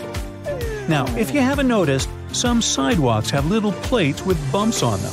Most people don't pay much attention to them, but they're very important for visually impaired people. It signals a slope that then leads to a crosswalk. Also, several patterns signal different things. Have you noticed that the icon of a gas tank on car dashboards has a little arrow next to it? Well, the arrow has a purpose. It points at the side of the car where the gas tank is located. Very useful for forgetful people, like me, who constantly wonder which side it is on, and also for those who drive rentals once in a while. The answer is right in front of your eyes. If you can't find the arrow on your panel, then the fuel hose on the icon indicates the side instead. Now, on the back of many makeup and hygiene products, you'll find this symbol with a marking like 6M, 12M, and 24M. This is the number of months this product can serve you before you should toss it out. You might know that whistles work perfectly fine even if they don't have that ball inside. And yet they have it. But why? Even though there's a sound without the ball, the noise it creates is very flat, and it's not distinguishable enough. When the whistle has a ball inside, then it starts moving with every blow, indicating different pitches and making the noise more noticeable. Lollipop sticks have those squared holes on the end of their sticks for a reason, too. When the candy is put on the stick, some of it goes into the hole, fixating the candy part. This way, the candy ball, or whatever shape, is less likely to fall off the stick. Yeah, it's a bummer when that happens. Measuring tapes have that little metal stud on the end. Most people know that you can use it to stick it to the side of the surface you're measuring. But it's not the only cool thing about it. Look, there's also a small slot, and this slot can be used to hang it on a nail, again to free your hands and keep measuring. The bottom of the end of the tape has a ridged edge. It'll help you make a mark if you don't have a marking tool with you. Have you ever wondered why the tape's blade is curved? Well, it helps to keep it rigid when extended. Pay a closer look at the blade. Apart from numbers and markings, there are also black diamonds. Those are there every 12.2 inches, and they're useful for construction workers to space engineering joists. They can also be useful for you if you want to hang something heavy, for example. The diamond will mark the exact center of a stud, which is placed 16 inches apart from one another. And you can drill something to that center to make sure whatever you hang is safely attached. Now, most coins have ridges, and this is the legacy of the olden days. You see, back in the day, all coins were linked to a silver standard. The amount of silver used in the coin was proportionate to the value of the coin. So, the more actual silver was used to make the coin, the higher its value was. Hi-ho, silver! Do you remember the Lone Ranger? Silver was the name of his horse. Never mind. Anyway, all the coins had precious metal in them, and some people started shaving off a little bit of silver from it. It wasn't noticeable on one, but if done on several, people could get quite a bit of that precious metal. So, to prevent fraud, the edges were made with ridges for security reasons. So, if someone attempted to shave it off, the ridges would disappear and no one would accept that coin anymore. Smart. Today, no one makes coins out of silver. The coins just represent the value. But the ridges are kind of a cultural heritage now. And finally, a typical plastic milk jug often has inverted circles on one or more of the sides. Not like alien crop circles, this dimple is there to make the jug more resistant and to prevent it from erupting in case the jug falls on the floor. The dimple gives some more space for the liquid to expand. Also, as the expiration date approaches, the microbes in the milk start to expel some gases. As there are more of them trapped inside, the pressure in the jug is rising. The dimple takes care of the expansion and prevents the jug from exploding. And the cows are utterly delighted that their hard work is not wasted. I bet that's not what you imagine when you think of cashews. But a Redditor found them like this in a store in Brazil. It turns out they're not true nuts. Cashews emerge at the tip of a cashew apple. There's a special word for a fruit with a seed inside, a drupe. So, cashews are drupes, just like almonds and pistachios. Brazil is the homeland of cashews. The tree was brought to India by the Portuguese in the middle of the 16th century, and from there, it spread further to Asia and then to West Africa. Today, these regions are the largest producers of cashews. The biggest consumer is the USA. They get 90% of the world's harvest. Since we're talking about foods, I'll show you a couple more. This, for example, is how pineapples grow. Also, pineapples aren't one of those fruits that grow fast. They take from 16 up to 24 months to grow until they can be harvested. Also, one plant can only produce a maximum of 3 pineapples during its lifetime. Fun facts: every segment of a pineapple used to be a flower. Have you ever wondered? Probably never seen an eggplant growing. So, here's a picture. Now it makes sense. They literally look like growing eggs. Also, eggplants aren't vegetables. Botanically, they're berries, just like watermelons.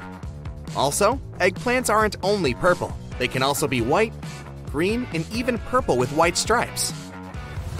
You'll never guess what it is. It looks like a flower bouquet, but it's broccoli that hasn't been harvested. Those flowers are actually edible. Broccoli has been known for at least 2,000 years. It was the favorite food of the ancient Romans. But it appeared in North America only in the 1920s. Italian immigrants were the ones to bring it to California and start selling it. Now, the USA is the third largest producer of broccoli, after China and India. And this is what an artichoke turns into if you let it bloom. So, an artichoke is actually an unbloomed flower. It's also one of the oldest foods humans know. Remember that a pineapple takes around 2 years to produce a fruit. And a plant can only carry 3 pineapples during its life, if you're lucky. An artichoke plant grows 20 artichokes per year. The artichoke is one of the healthiest vegetables when it comes to antioxidants. Here's a photo of a sleeping turtle.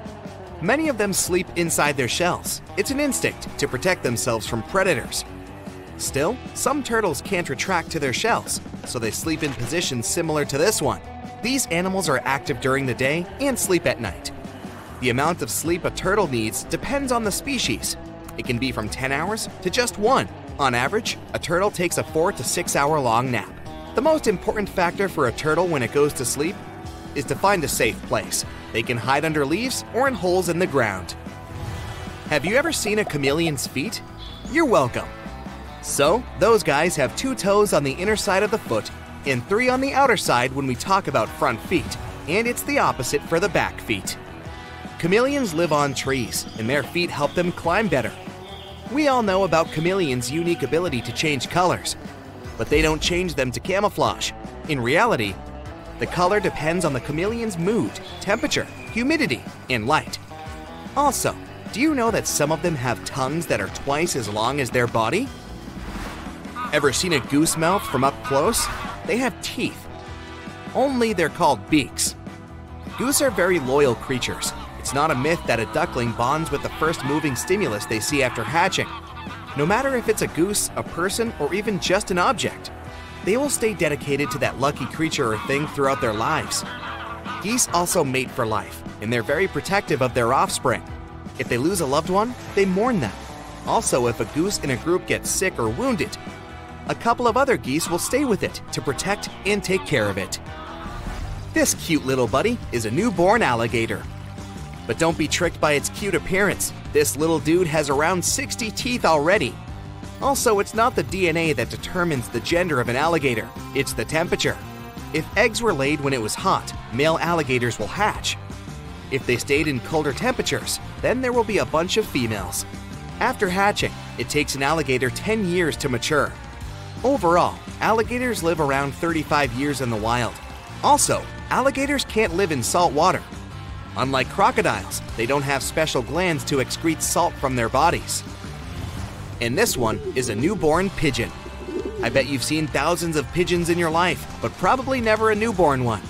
That's because newborn pigeons stay in the nest for around 6 weeks, which is longer than any other bird. By the time they're out, they almost look like grown-up pigeons, so no wonder you've never noticed the difference.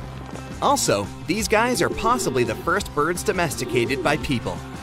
They are also experts in navigation. They can find their way back home from 1,300 miles afar.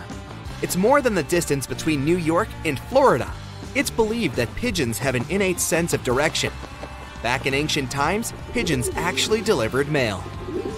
This is a cow's mouth. Those brushes are called conical papillae. They help a cow move food around in the mouth. Also, cows have a field of vision of 330 degrees, so there's little that can skip their attention. Remember that some turtles only need 1 hour of sleep a day? Cows sleep even less, around 30 minutes a day. And this time is divided into 6 to 10 short periods of deep sleep. These animals lie down for around 10 hours a day. But the rest of the time, they move around, covering quite long distances. And yeah, they also drink around 26 gallons of water a day. Can you guess what this is? It's sand, under 300 times magnification. Sand is rock broken into micro pieces after eroding after millions of years. Also, communities of microbes live on a single grain of sand. Things can get really small in this world. Even though there's a lot of it, sand is still a valuable material. Concrete is made out of it. And also, some countries, like the United Arab Emirates in Singapore, have shipped tons of sand to extend their territory by creating additional islands. Apparently, this is what sinuses look like. They're hollow spaces in your facial bones, behind the forehead, nose, cheekbones, and between the eyes. Those are very important, since they produce mucus, which is a fluid in your nose that filtrates, warms, and moisturizes. Would be way less delicious. This is the inside of a bowling ball. You may notice that it isn't symmetrical inside, so the weight isn't distributed evenly. This allows the ball to make curves. By the way, do you know that bowling appeared 5,000 years ago in ancient Egypt? Yep, it's not a new sport, and it was popular all over the world. The rules and equipment were different everywhere, though. The first bowling lane was constructed only in the 19th century in New York. This right here is a forgotten pack of cotton candy. Bottom line, don't forget about it, otherwise it'll shrink as if it never existed. Cotton candy is only made of 2 ingredients, colored sugar and air. So now we know that the only ingredient in the world that is, so far, free: air. Also, a thread of cotton candy is actually thinner than a hair. By the way, December 7th is National Cotton Candy Day. Hope you celebrate it. If not, mark this day in your calendars for the next year. With only 2 ingredients, this stuff has 0 fat. Also, it was created by a candy maker and a dentist. That's it for today. So hey, if you pacified your curiosity, then give the video a like and share it with your friends. Or if you want more, just click on these videos and stay on the bright side.